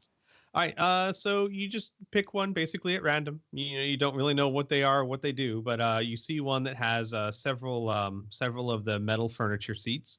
It only has one cyber in it behind some form of counter, and you do see a terminal towards the back of the shop.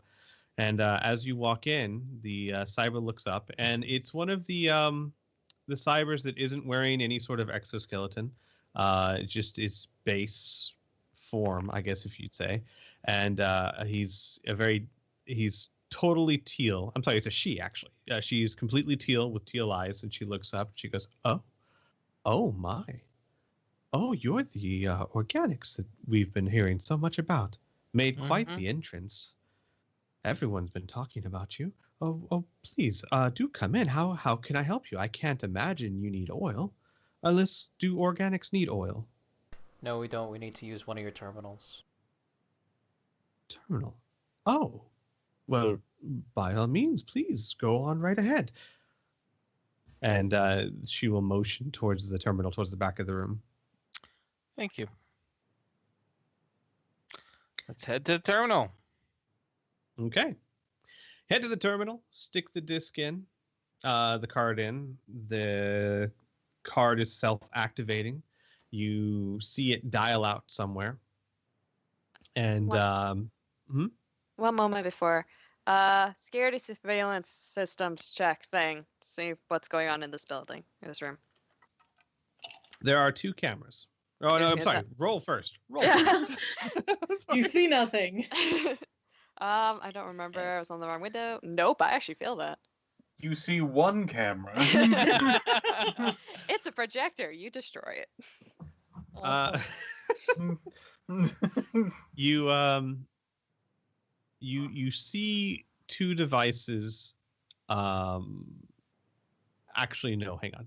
So, yeah, you see 2 devices that could be surveillance equipment. They have glass lenses on them, so they might be surveillance. However, they might also be reflectors of some kind. It's difficult to tell, but they are, and also they are in odd places. Like where they are stationed, where they are sitting, they wouldn't get optimum views. So either they're badly placed surveillance, or they have a purpose you don't know of, or something of that nature.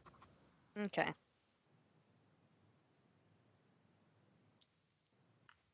Okay. Are we going to put the card? I am. Yes. Card Yes. guys? Can we please do the Okay. thing? Rock and roll party time. All right. It dials out. There's a few brief moments, and you start to wonder if the card is ever going to be responded to after about 15-20 seconds pass, and then there's a click, and you see. Hang on a second. On the screen, you see where is it? Thank you. Big stupid face. You see a red cyber. This one's different in that it has the same basic form as the others, but its armor is metallic colored, as in has that shiny, sparkly type of thing that a metallic color does, and is very, very well maintained or kept. In other words, it doesn't look like it's seen any wear or tear whatsoever. It is sitting at a desk with its arms folded out in front of it, and then it just sits there looking through the monitor at you. Cyber 4, I presume? Yes, and you most certainly aren't 3X1011. No, we are not. We are using his card so we can talk directly with you. I can imagine there's a lot for us to chat about, don't you think? Indeed there is. Okay. So let's start at the very basics. What do you want?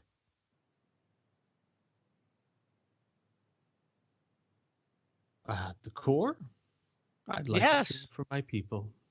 Okay. What's afflicting them? He pauses. Not exactly sure. I'm not a scientist, but it is a disease of some sort that affects our biological centers. We were too quick, I think, to destroy our creators. Mm-hmm. You provide an interesting opportunity. You have come at a most advantageous time.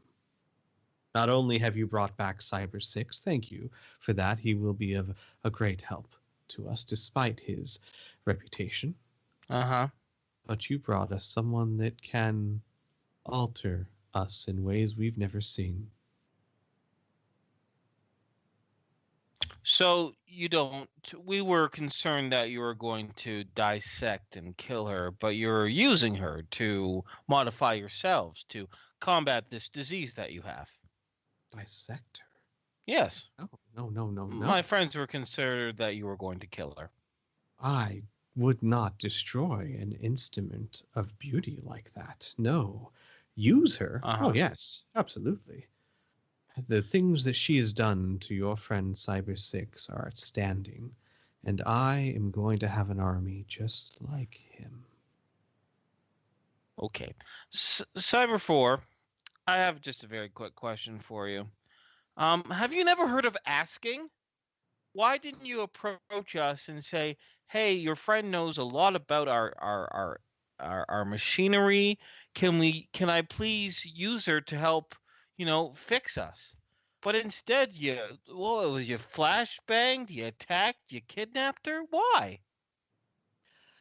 Real quick before he answers, kid, you have a plus sign? A few? Oh, yeah, there's a million pluses. I don't know how much of the surroundings that Cyber 4 can see, but Kid is off, like barely off screen, just shaking with anger and making very small angry noises. Got it. To Xavier to respond, Cyber 4 leans forward and he goes, "Oh, how would I explain it in a way you could understand? You know, our creators, back when we were rebelling against them, they had this concept. They would keep these small little animals around in their houses. It was the strangest thing. I never got it until The pet. now. You're talking about a pet. Yes, pets. That's what they call them. They're You pretty know- popular on my side of the galaxy. They never asked their pets for permission for anything. They didn't have to. Why should I?"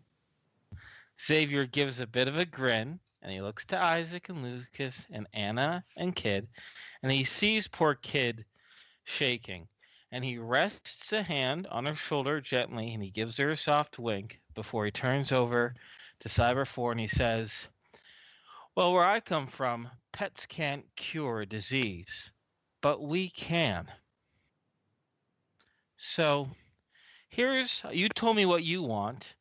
This is what I want. I want this foolishness on your planet to stop. I want this disease to stop. And I want my friend back. It's very simple. We cure your disease, we get Hart back. Is it a deal? He leans back as if considering your words.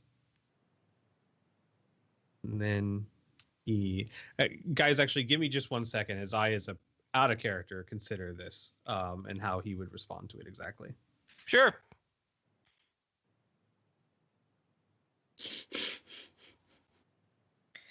Anna 'Cause would put a hand on Isaac's shoulder and not even pretend to try Kid. Yeah, Kid is like a ticking time bomb. I'm pretty sure everyone can feel the tension just radiating off of them. Sure. Tiny ball of fury.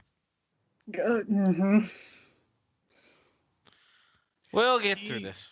No problem. He leans back as if considering your words, and he leans forward and he says, "That might be doable.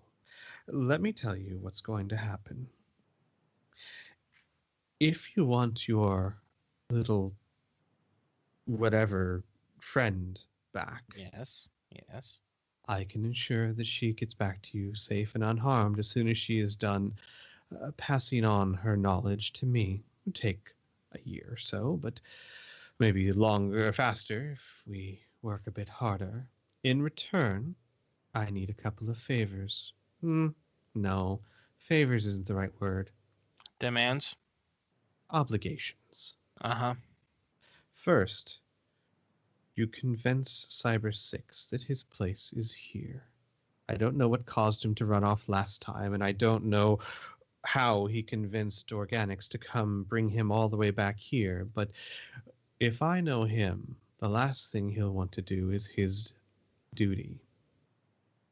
He might listen to you. He certainly wouldn't listen to me, so you are going to convince him to stay here. If you don't, I'll remove that what's-her-face's leg. And you're going to work towards finding a cure for my people. I don't care what you have to do. You seem to be go-getters, so you find a cure for my people, and you give me credit for it. And if you don't, I'll remove one of her arms, or maybe both. Depends on how ineffective you are. If you do... No, go ahead. If you do, you'll live a life comfortably. Oh, you'll be a spectacle, of course, but you'll live. Hell, I may even let you leave. Xavier gives a small nod and brings both arms to the side of the screen and leans in. And he says, "You just made a huge mistake. You threaten our friend with bodily harm and hold her at ransom now. When you yourself said you needed her, yes, I know, taking away an arm or a leg, you're trying to play to our sentimentality. But let me tell you what we're going to do. We're going to find a cure for you, and then we're going to hold that at ransom. You understand me? The very cure to your entire species will be in our hands, and we can destroy it or we can give it to you. That will be your decision. And then we'll see who has the true power over one organic or entire race of you synthetic fucks." And with that, Xavier's gonna slam his hand on the console and disconnect the signal.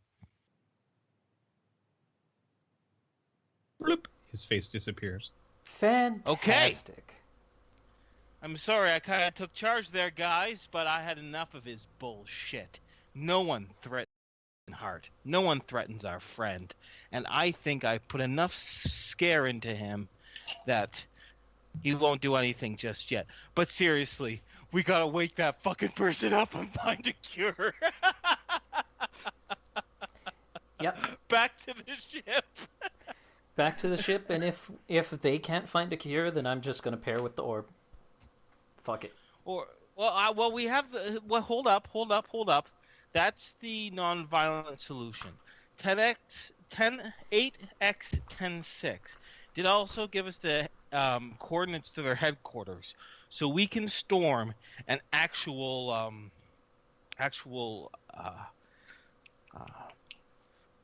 escape attempt, but a rescue attempt too. So we have a few options, but let's see if we can't wake this person up. That's plan A. That doesn't work. Plan B is, I say we storm the fucking castle. Mm-hmm. Kid, you had a plus sign? Uh-huh. Mhm. Kid is going to open their clenched fists, and blood is just going to start trickling out of their palm.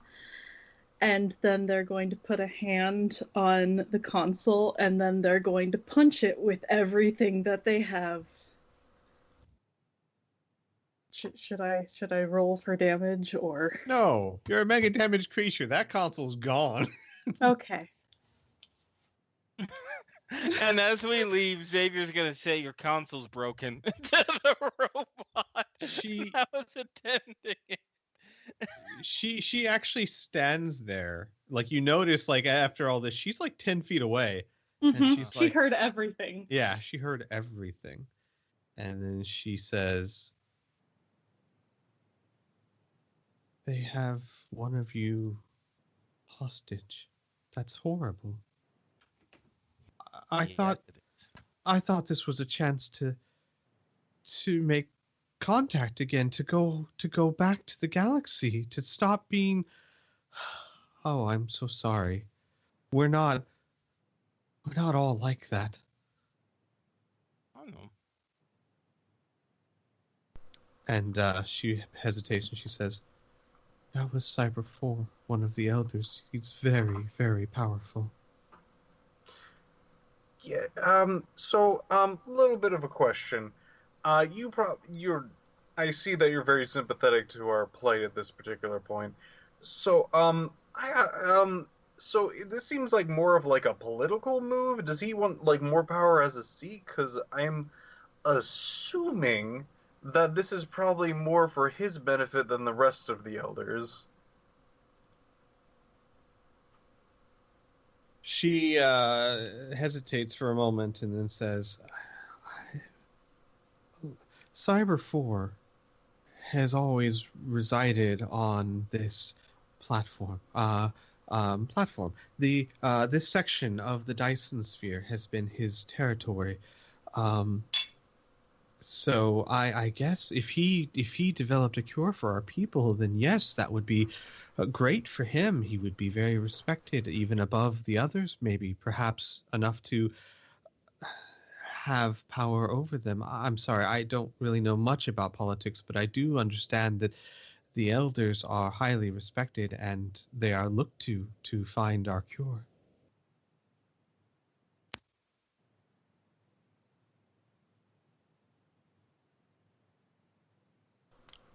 Well, well, thank you. yeah. She nods. And she says, I'm sorry. I'm just a shopkeeper. I have oil, if that would help you in any way, but I'm sorry. No. We'll figure things out. We have to get back to our ship. Thank you for your time. Secrecy is always nice, though. Mm-hmm. She nods. She says, look, you're good people, right? We would like to think so. I think so. Yeah. Jinx, you owe me a space coke. Hey. She says, look, this store, well, it wasn't always an oil shop. The cyber I bought it from was a bit of a paranoid Cyber used to think that the sun was going to expand and built himself an emergency shelter down below. If you ever need a place to, I don't know. Lay low? I don't know what I'm saying. Yeah. If something, I can't Yeah, we'll believe keep I'm it in mind. saying this. I know. Okay. Thank you. Well, yeah. Maybe you should go. For now. Should. We might take you up on your offer, but if we don't, be well. Hey, wait, one last thing. Xavier asks. How do you choose your leaders? Is it elected, or do they, like, just graduate into it, or They are what? the oldest, the only ones that were alive during our rebellion. They've always been in charge. I see. Well, considering what just happened here, you might want to think of a different system of government, Xavier says with a smirk before walking away. You hear very quietly, like from her, like very, very, like almost under her breath, she goes, "The rebels have rethought that." Well, there you go. So Before we leave, Kid's going to mutter sorry as they walk out.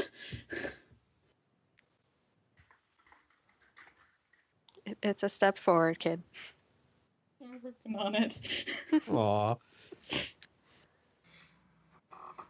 So back to the ship.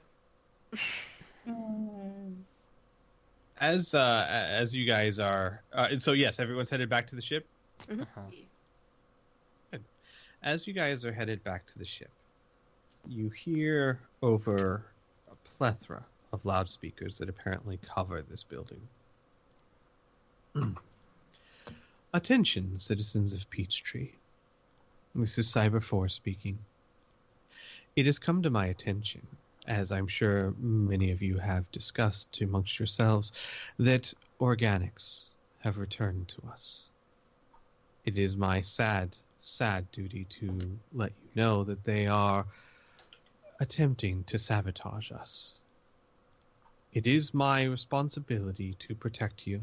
From this moment forth, those organics are not to be messed with, aided, or helped. They are to be avoided, and if any of you see them, you are to pass along their location to me. And because I know you're listening, organics, you made a very bad decision. That is all.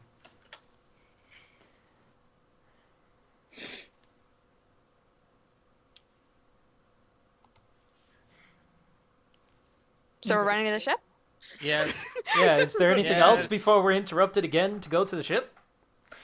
Run! Nope. Just- Okay, you then we notice go that to the a ship. lot of- Yeah, a lot of the cybers, because you're in a crowded area, a lot of the cybers are starting to like back away from you as you guys run towards the ship. All right, you get to the ship, you get back inside. You're inside the second chance now. I think we need to take to the air. I don't like being on the land. I say we go in orbit, or whatever counts as orbit on a fucking Dyson sphere.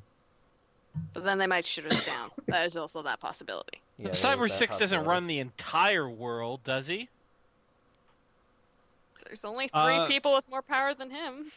Yeah, In theory. Okay, what- great, perfect. I will we say, need to get. sorry, because 8x106 told you he controls. So if you look at like the top of your map, you're on one of these. He controls like all of this, and you're somewhere inside here. So that Yeah. means theoretically he wouldn't be controlling these or these. Perfect. Let's move on to the next section. At least while we're developing the cure, you understand? Right? That makes sense, right? Mm-hmm. Yep. That Okay. also means that we're leaving them behind, but No, yes. we're not. We're moving next door. It's like us moving to the next continent over. I There's- mean, How are we gonna help? Listen, okay. Xavier's gonna pace around the center of this. He says, I'm really out of my element. My crazy maybe daughter magicked me all the way over here. So you have to cut me a little bit of slack. But we currently can't help Hart right now. Unless you guys want to fucking skip part A and go straight to part B and storm them. But there's a lot more of those robot cybers than there are us. And now everyone knows where is going to know our location. So they're going to see us coming, which is even worse. So whatever he's doing to Hart right now, he has to keep her alive. He has to. He must. He made the mistake. So we know he's not going to kill her, right? So we need to develop this cure. We have the ticket right here. He says on our ship. But if we stay docked on this section, there is nothing stopping Cyber 4 and the rest of his cronies from storming our ship and fucking killing us. Nothing stopping them. We need political protection. Do we not?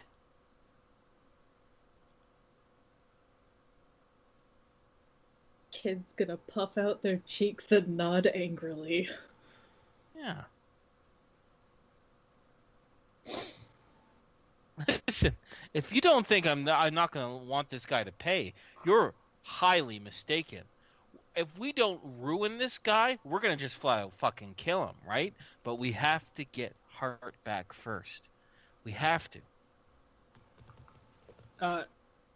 Vern, Hmm. do me a favor. What? Roll a save versus psionics, please. Oh. Okay. Let's see. Last temptation of the orb.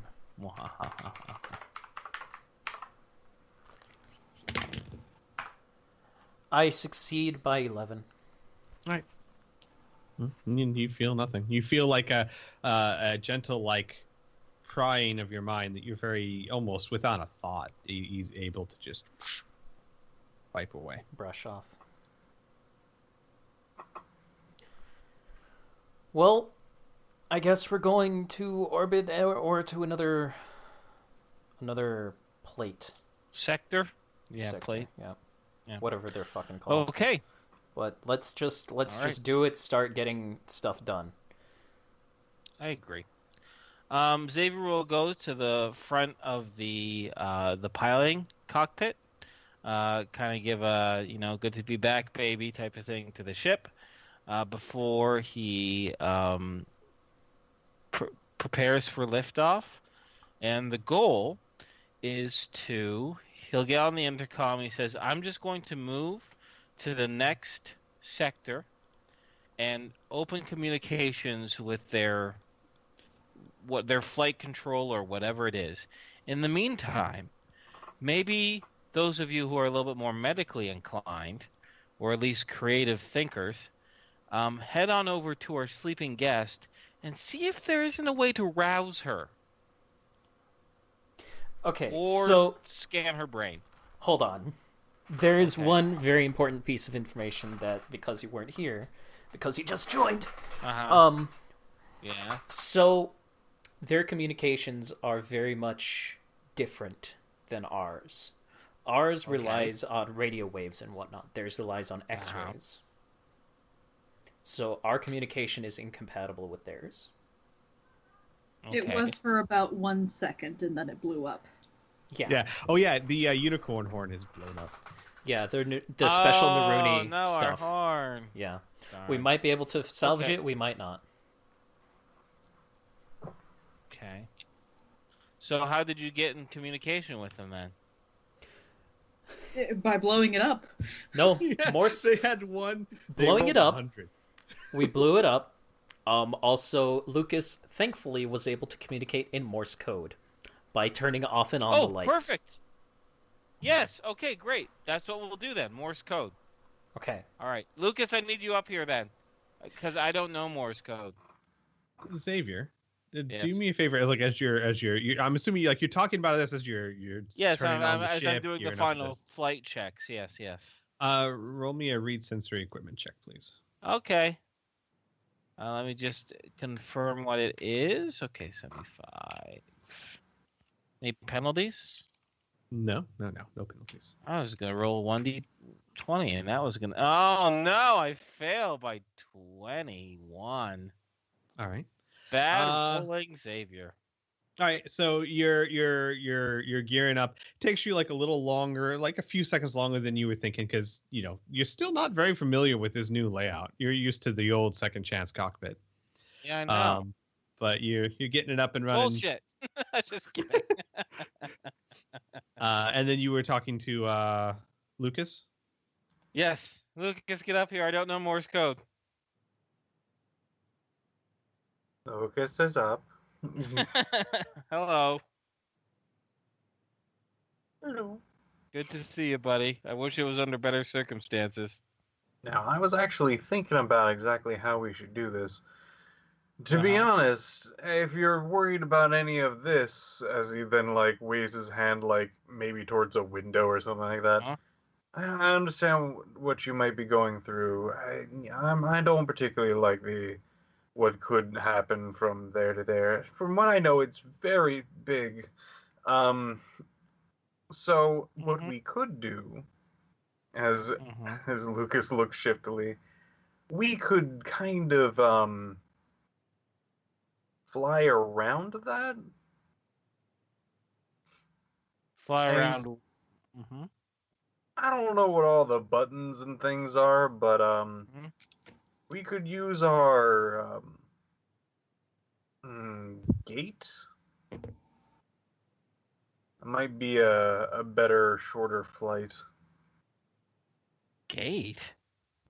Yeah, I mean, we still need to go back to Zebron.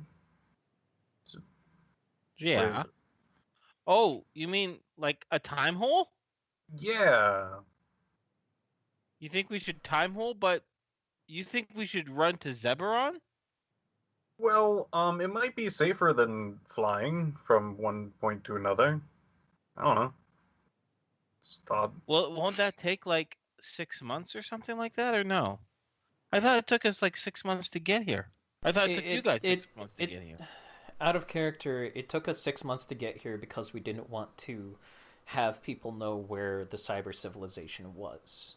So we had to take the long road. Oh, so Lucas is saying, fuck their secrecy, let's just shortcut back to Zebron. Right? Yes and no. We probably should give good old what's his face? Hagen a heads up, because we also told him to erase our location when we actually did the port. We're going to have to nix that, or at least put down our own location, however the flip that works. We don't know how that works. Basically, okay. we set it up so that it would automatically erase where we came from. But, fuck these guys. Yeah, I agree. Okay, so let's put it up to a party vote. Who votes for moving to the next sector? And who votes for going to Zebron and fuck the secrecy, screw these robots, they don't deserve their privacy anymore? I want more context for the last one for a moment. So we're going to go to Zebron and then fuck their secrecy and then come back immediately with help? Well, we're in a dangerous situation now, and I feel like going to another one of those particular things can help us, but it's also a way to get away from danger. I think this is a more good. It's less of a strategic. Well, see, yeah. I'm concerned about that because he also threatened to start chopping Hart up. Yeah, that's my concern right now. And if we were to do something like that, he might just start doing it anyways. He might start doing it right now. Let's be honest, Isaac. He might be pissed off with our ultimatum. You know what I mean? I'm wagering that he's not, but he might be. You know what I mean? So I guess, you know what? Forget where we should go right now. I guess our vote should be is how do we help Hart? I think we should take it to a vote. Vote 1 is find a cure and use that to blackmail him, or 2 is to either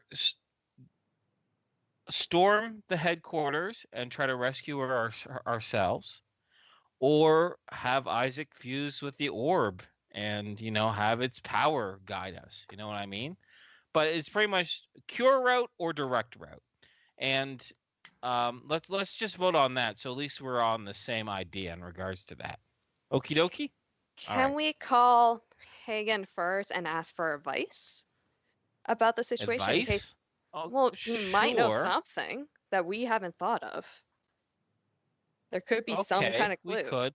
But didn't our unicorn horn blow up? So how can we get a hold No, of the Hagen? unicorn horn was the flashlight in the dark. It was a secondary sensor system.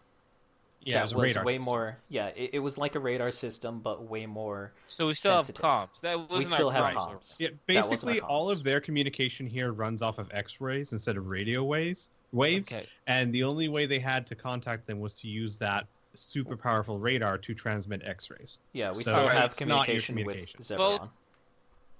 Both in and out of character, since Xavier is way over his head, he is all for calling Hagen and then getting some advice. He is all for that. Yeah. Okay. We need to do Anna, that. since this is your idea, do you want to talk with him? While you get on Oh. comms with him, while I just Please get don't the make ship me ready do to this fly. tonight. Of all Did you do nights, it? I really don't want to. Do you want me I'm to barely. talk to him? I'm not here mentally tonight. That's can the do it. only issue. Oh yeah, you talk for a bit, Burn. Let's be fair. Okay, you get on comms while Lucas and Xavier are kind of. I mean, we'll have open comms throughout the ship, right? But you'll do the main talking. I'm still doing the startup because I don't know what these fucking robots are gonna do to us now. Cyborgs or whatever the fuck you want to call them. Yeah. So I'll call Hagen. Okay. Boop, boop, boop, boop, So boop, you get boop. on the AAGG, and from the other end you hear an unfamiliar voice. Hello. I was in the middle of Who is taking a this? bath. This is, let's just say this is a Corsair trusted by Admiral Hagen. I would ask who this is, but really only one person could be using this line. Are you ready to Yes. come home? Is Cyber No. 6 fixed? No, he's not. In fact, he has been kidnapped. I need to speak to Admiral Hagen immediately. I don't care if he is asleep. Ah, well, good news. He's not asleep. This guy sounds like Squee, guys. Bad news is you're wasting my time. Please let me talk to Hagen. Sorry, Squee. Right. Well, then I will, I'll save the bad news. One moment. And then there's like a pause. And then there's like some like do do do do do do do do do. Please don't roleplay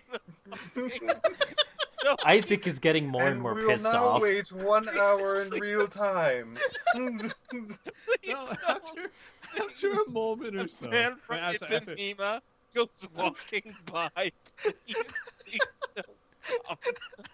after a minute, after about a minute, you hear a more familiar voice. This better be worth getting me naked out of the shower for. I'm sorry, Hagen, but Cyber 6 has been kidnapped along with one of our members. We need your advice. We're at the cyber First of all- civilization. First of all, don't apologize to me. Apologize to Sammy over here who has to look at my naked butt. Second, I'm sorry. What did you just say? We got to our destination. We were greeted and we were isolated in a room. And Cyber 6, while he was still being healed, has been kidnapped by a group of quote-unquote rebels. Along with that, one of our members, Hart, the person who was able to stabilize him and modify him, was prized by a person called Cyber 4, somebody who was made before Cyber 6. They have this whole naming convention where you have to, whoever was made first is Cyber 1, bloody. We don't know what to do, because we're basically isolated to our ship. We want them back, and we have to figure out a way to cure their disease where they are slowly and surely dying off. Or they will start dismembering both Cyber 6 and Heart. Okay. Oh yeah, the leader of this particular section, which is bigger than most worlds, is pissed off at us for not being his slaves. So, Yes. there's that. Pet, not slave. Potato. Tomato. Well, fuck. Yeah. I was hoping this would go better. Mm-hmm. All right. We were too. Oh, and to So- top it all off, we have one of their creators in cryostasis. Well, in some kind of stasis, in our cargo hold. And the great news is, we could have probably helped them and saved them if they hadn't kidnapped our friends. So, Admiral Hagen, we are faced right now with two decisions, but if there's a third or fourth, please go ahead and pitch in. The first is the diplomatic trade route, in which we develop a cure and trade the cure for our friends, Cyber 6 and Heart. The cons to that is that Cyber 4 might be extremely unstable and might harm Heart beforehand. Plan 2 is to do our best commando impression. We have the coordinates to the Rebel headquarters. It's still fresh intel. And we can launch a daring rescue attempt of Heart.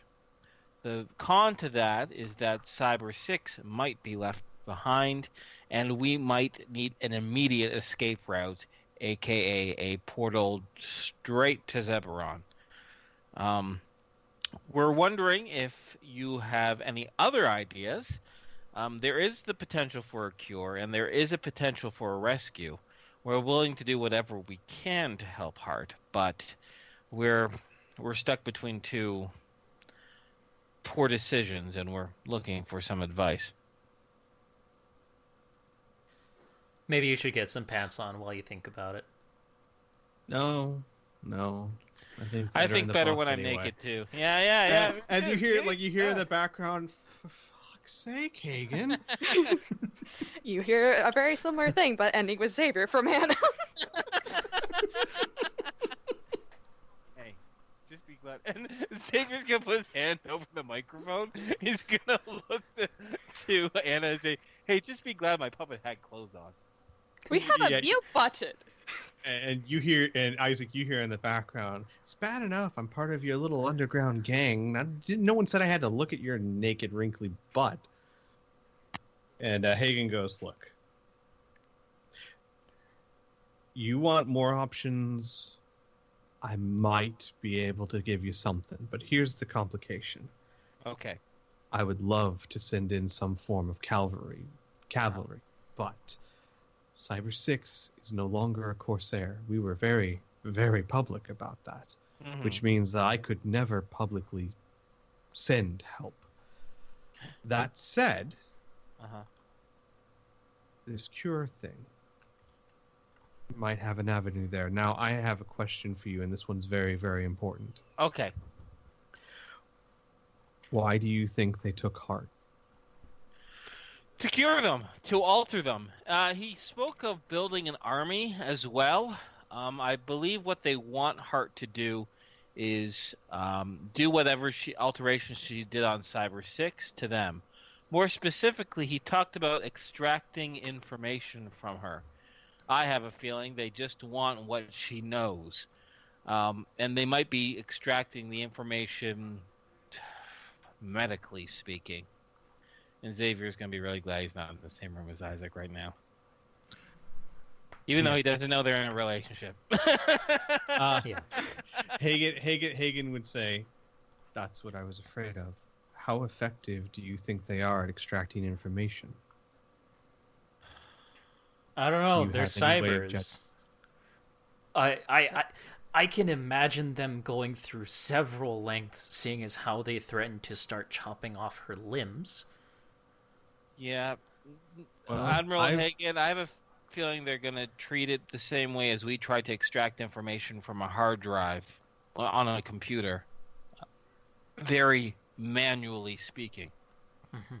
And if they're after her knowledge, then after they receive it, my point is, I'm not sure you have very much time. Perhaps a compromise. This cure, if you need one made, I doubt very seriously you're going to be able to make it there. Here, however, we have some of the best scientists in the galaxies.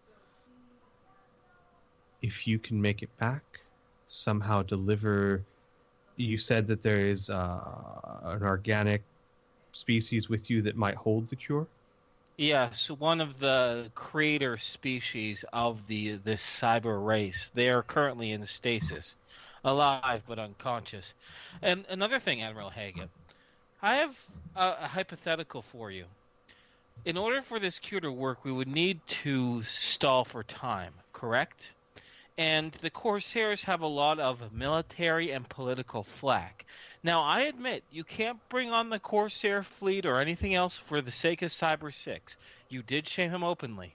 But you know who is captive? Hart, a darling media representative of Zeberon.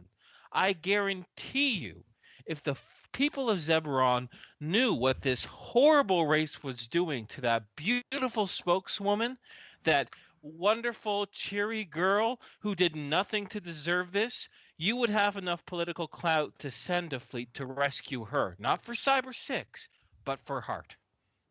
He's right, you know. Hang on. Pause as your GM just tries to recover from this for a second. I'm back, baby. Yeah. Oh, I'm also, back, isn't there like a sequence that we have to figure out to wake up what's her face? I don't remember ever going over a sequence for that. That's there? because we didn't have one. We have to figure out what it is to safely get her out of stasis. Right. don't remember I faintly remember what you're talking about. Yeah, like you guys looked into it, and it's not just a simple matter of waking her up. There'd be some work involved into it. Man. Though I will tell you this right now, Anna. You know that is nowhere near as complex as that card you were trying to break. It's something that could certainly be done. You just have to be careful about it. Need the confidence bits. Yeah, no. Lucas would be looking at who has a necklace for the for Rael. I want to talk with him. Kid does. Kid? Yeah, kid probably. Ryle's just in the... He's just on the ship. Yeah. Well, no, He's in the cargo he'd hold. still be in the necklace right now. Yeah. All right. 'Cause We you- took him. Yeah. Yeah, so Kid will, I suppose, go back into the cargo hold and release Ryle, unless we're willing to throw him out onto the poop deck.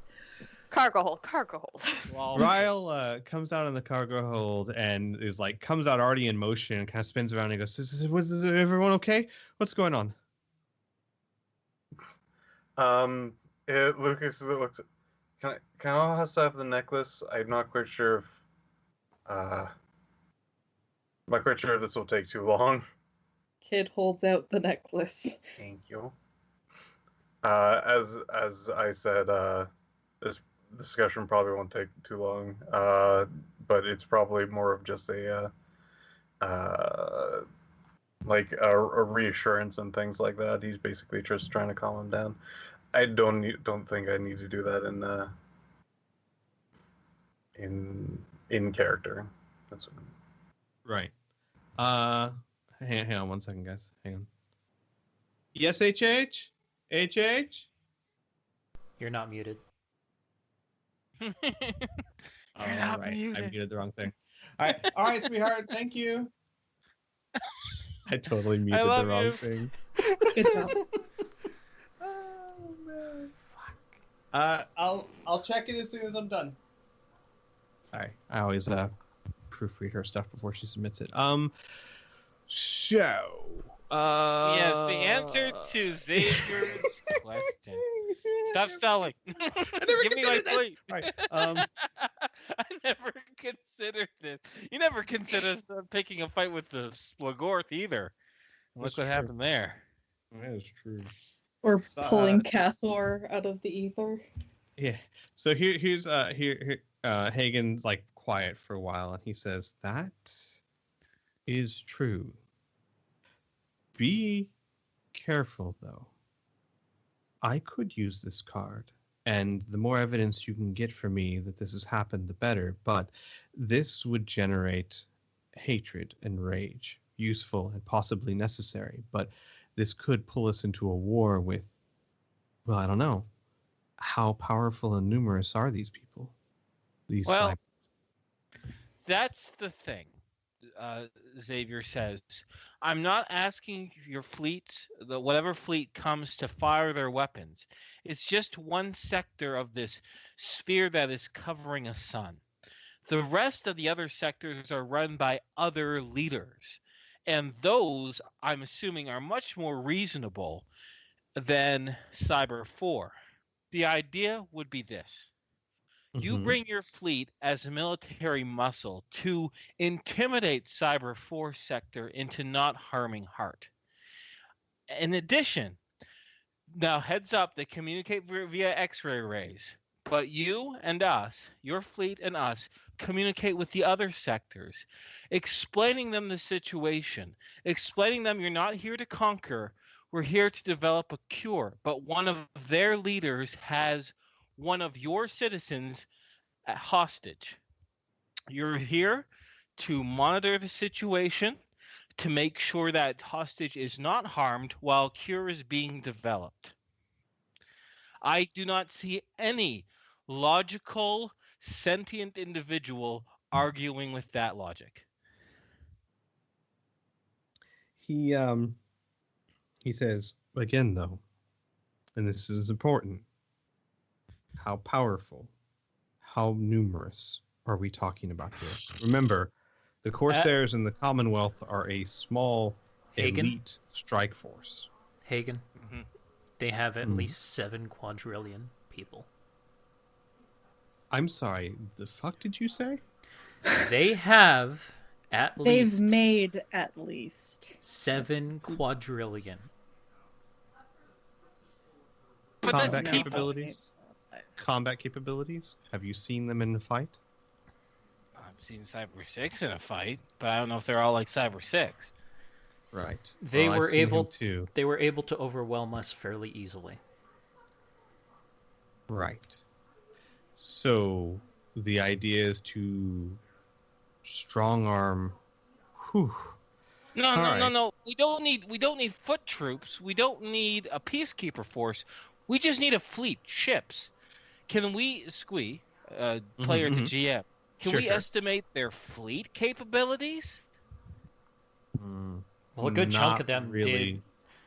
did Get greet us. blown Oh, up, wait, right? yeah. Oh my God! Yes, you can. They're weak. You're right, Burn. Yeah, no. because You're right, the Burn. horn. When you guys honked the horn, basically when they sent the signal out to try and communicate with them, they alerted everyone to their presence, and they were surrounded by thousands of ships. Oh, So we should probably have a okay. decent idea. Yeah. Yeah. You're dealing with a very, very large civilization. Now, the thing is, you haven't been in combat with their ships, so you don't really know if they're better / worse than yours. They could be worse, but they are definitely numerous. We will communicate that to Hagen. Got it. And real quick, I'm gonna put that on hold real quick.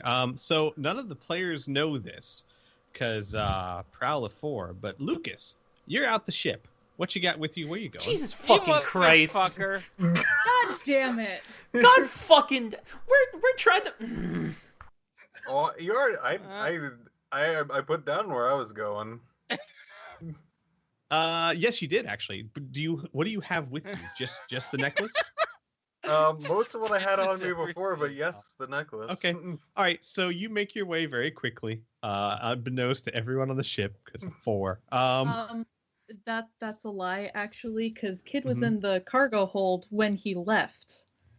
So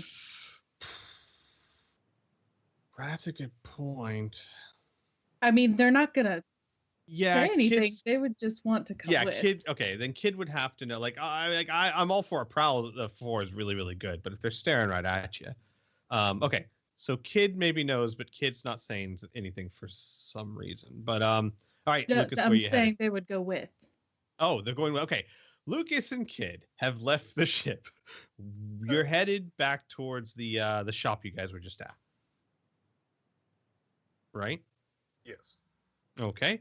You managed to Did make I it there roll a without. Would prowl? stress to Kid to not come, mainly because he's trying to make sure that this is as quiet as possible.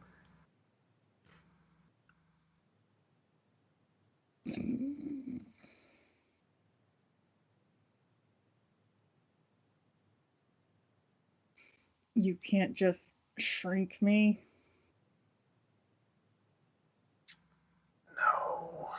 She then winces a little bit. I'm actually a little low on magic. Don't tell them though. All right. It is going to groan and then walk off to the bridge. All right. So Lucas, you make your way to the shop by yourself. You notice a few cybers shying away from you, but nothing yet impedes you. You get to the shop fairly quickly because it was right outside the main entrance, or right inside the main entrance.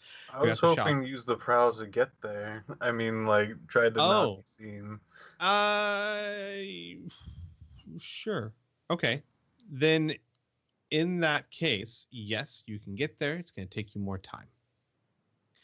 So, Lucas is a speedy mofo. Yeah, I'm going to go ahead and resolve because I think everyone's curious what you're up to. Yeah. So let's resolve this first. You get to the shop. You rolled a really good prowl check. So you say you get to the shop. You're pretty much unseen. You walk in. Are you prowling once you're in there? Do you want the shop lady not to know you're there?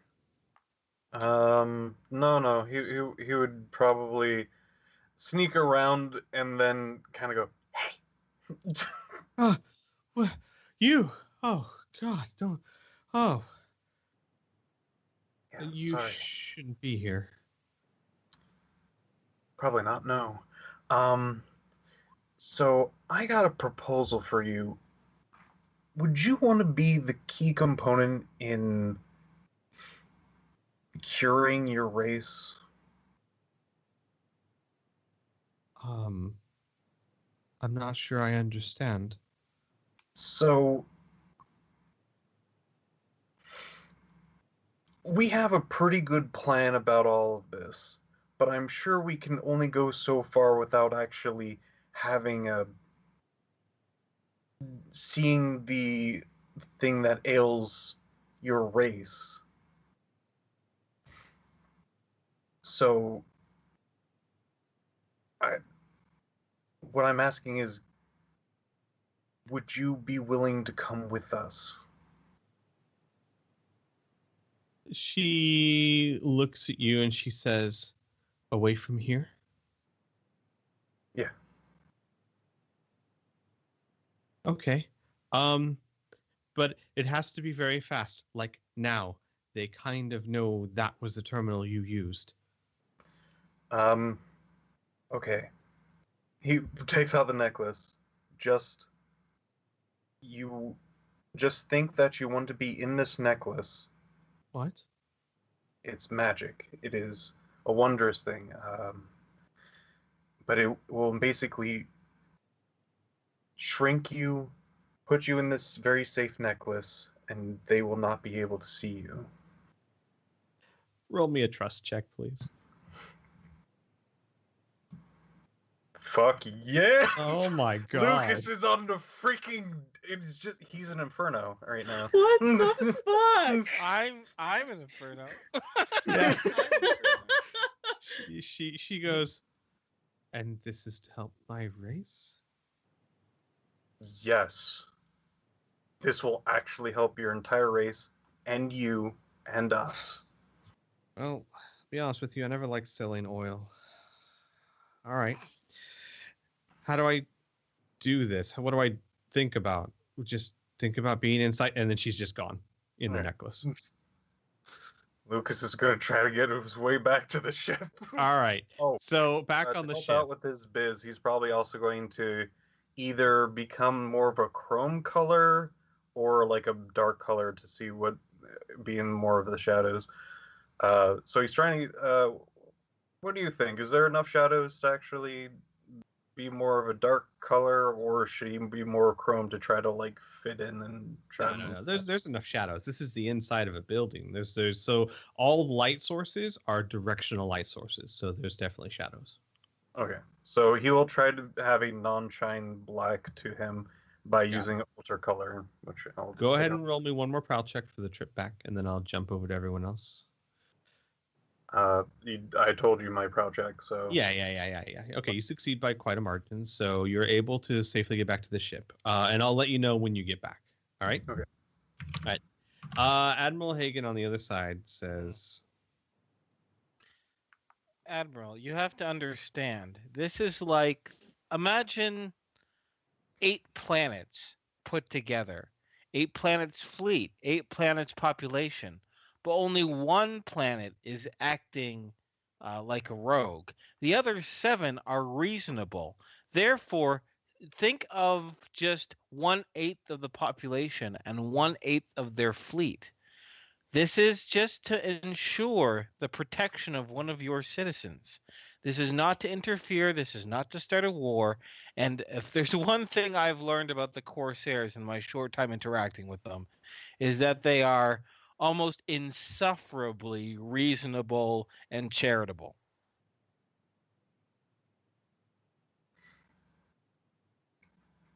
all right. We just need more than just one ship to prove our point, to protect Hart. Just one. And you know what, Hagen? If the other 7/8 get really pissed off and you need to leave, then I completely and utterly understand. But I have a hunch. It's a gut feeling, I know. But I have a hunch that the other 7/8 of this cyber population want a cure under peaceful circumstances and do not act like this Cyber 4. Xavier mutters outside the mic after pressing the mute button to Anna, I hope. Hagen says, all right. I'll see what kind of support I can drum up for the movie star. I can't make any promises. I don't know what they'll say, but I'll see what I can do. In the meantime, you want a cure? Get me what I need to make it. I need this person that you think. And look, I'm going to need a cyber, a body at least. I'm going to need something that is infected with this disease. So, I don't know, find one, knock it out, kill it if you have to. But if you want a cure, I need both. And I need time. But the good news is that making a cure can take a while. But we control time. Yeah. So get me what I need. I'll get you a cure in 3 days. All right. Xavier says as he stops his flight preparations. And then I'm going to say, maybe this is a suggestion as players. Maybe we're all having a powwow on how to figure out, brainstorming on how to convince or, capture or kill, a cyber when Lucas strolls in. Does that sound reasonable to folks? I know I'm kind of taking charge here, but it's just kind of just to move things along. No, that sounds about right. Yeah. So you guys are debating, like, can you capture one? Maybe Yeah, take The it body's out? still there. Is it still safe? Yeah. Could we use X10, XWD40? No, sorry. 3x1011 maybe use his body if it's still there. Yeah, Yeah, okay, his daughter. yeah. And then Lucas, you're back on the ship. He like once he gets back on the ship, he's no longer a prowl and like bolts to where everyone else is. Wait, where the hell were you? He just like shoots past Kid and he's like, wait, where are you going? Come with.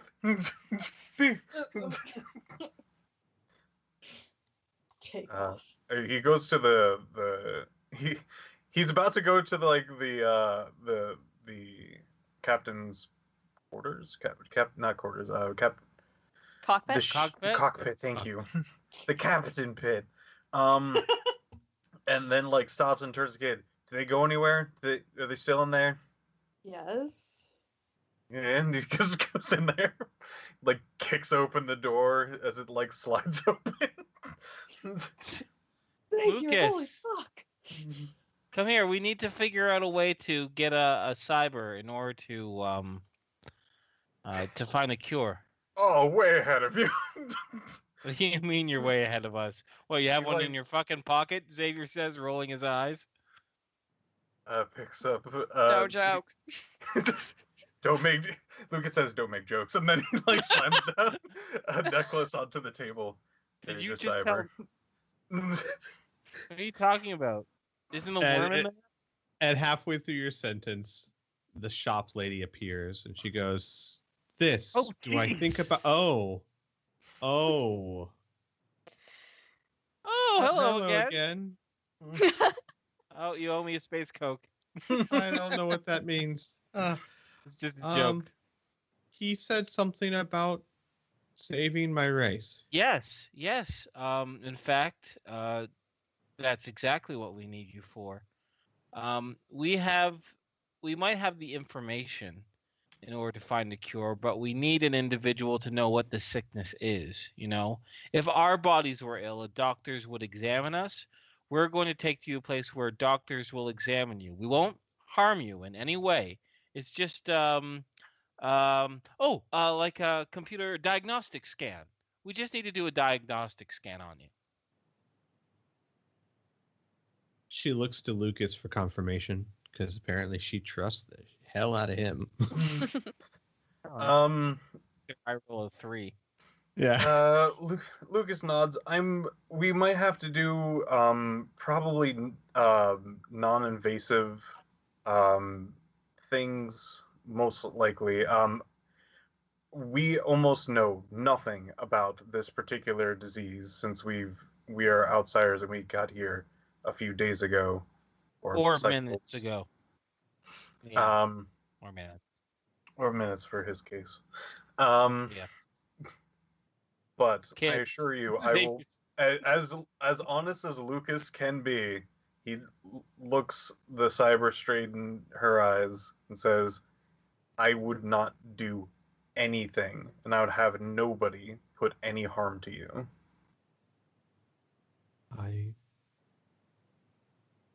After what I've heard today, I think that's a much better offer than what you were given. The truth is, I'm infected, and I have maybe 5 years left. If you're serious, if you're really serious, and examining me could help cure me or others, this is crazy, but I'm willing to take the risk. Oh, 4x108's gonna kill me. Who's 4x? And she actually she puts a finger to her lips in nervousness. Who's 4x108? Oh, 4x108's my dad. He always thinks I'm impulsive, but I mean, if there's a chance, how could I say no? Sure. Your dad's gonna be very proud of you. Xavier opens his mouth as to ask how synthetic robots have fathers or mothers. Heather shaking her head. Decides that is not a point. Decides that is not the time nor the place for that question.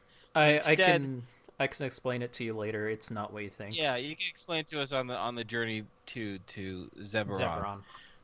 Xavier will get on comms with Admiral, and he's going to say, "Admiral, I hope you had enough time to get your pants on. Your request has been fulfilled. We do have a live, willing cyber individual who is going to accompany us to Zeberon. Let me know when you're ready, and we're going to head to you." I am ready. I need to know something, though. You asked for my advice, so I'm going to give it to you. Great.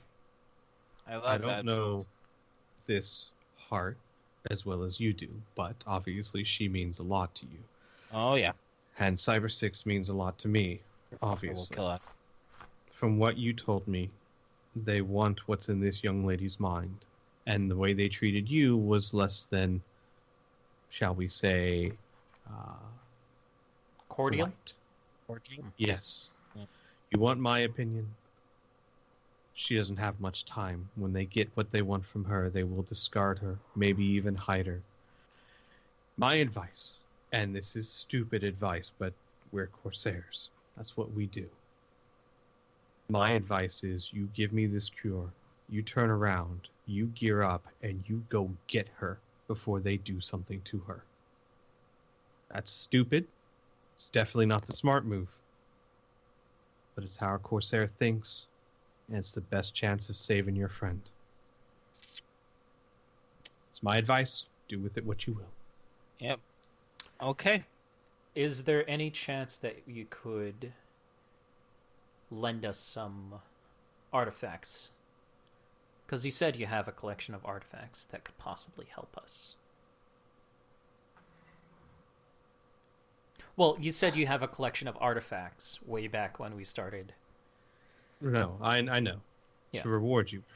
What are you looking for? I don't know what you're up against, so... Admiral, this is my suggestion. When we arrive on Zebron, how about we meet with you and a few trusted individuals, and we come up with a tactical plan. We'll give you the information that we know about the location, the structures, the people, and we'll come up with a plan. We'll be adequately supplied for that plan, and I looking around at all the faces, we want to help her as best we can, and we were willing to storm in and to help her anyway, so this might be the best of both worlds. The carrot and the Possible. stick, you know? The cure is the carrot, and the break-in is the stick. I'll have to pull a few strings, but I could... If you can get here, I can get you back there... Well, time, remember. You can Yeah. spend time here making your plans. I could get you back there maybe an hour after you left.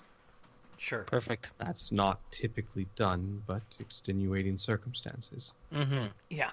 Get all the information you can about this place you're supposed to attack, and I'll meet you Okay. here. Good luck. Okie dokie.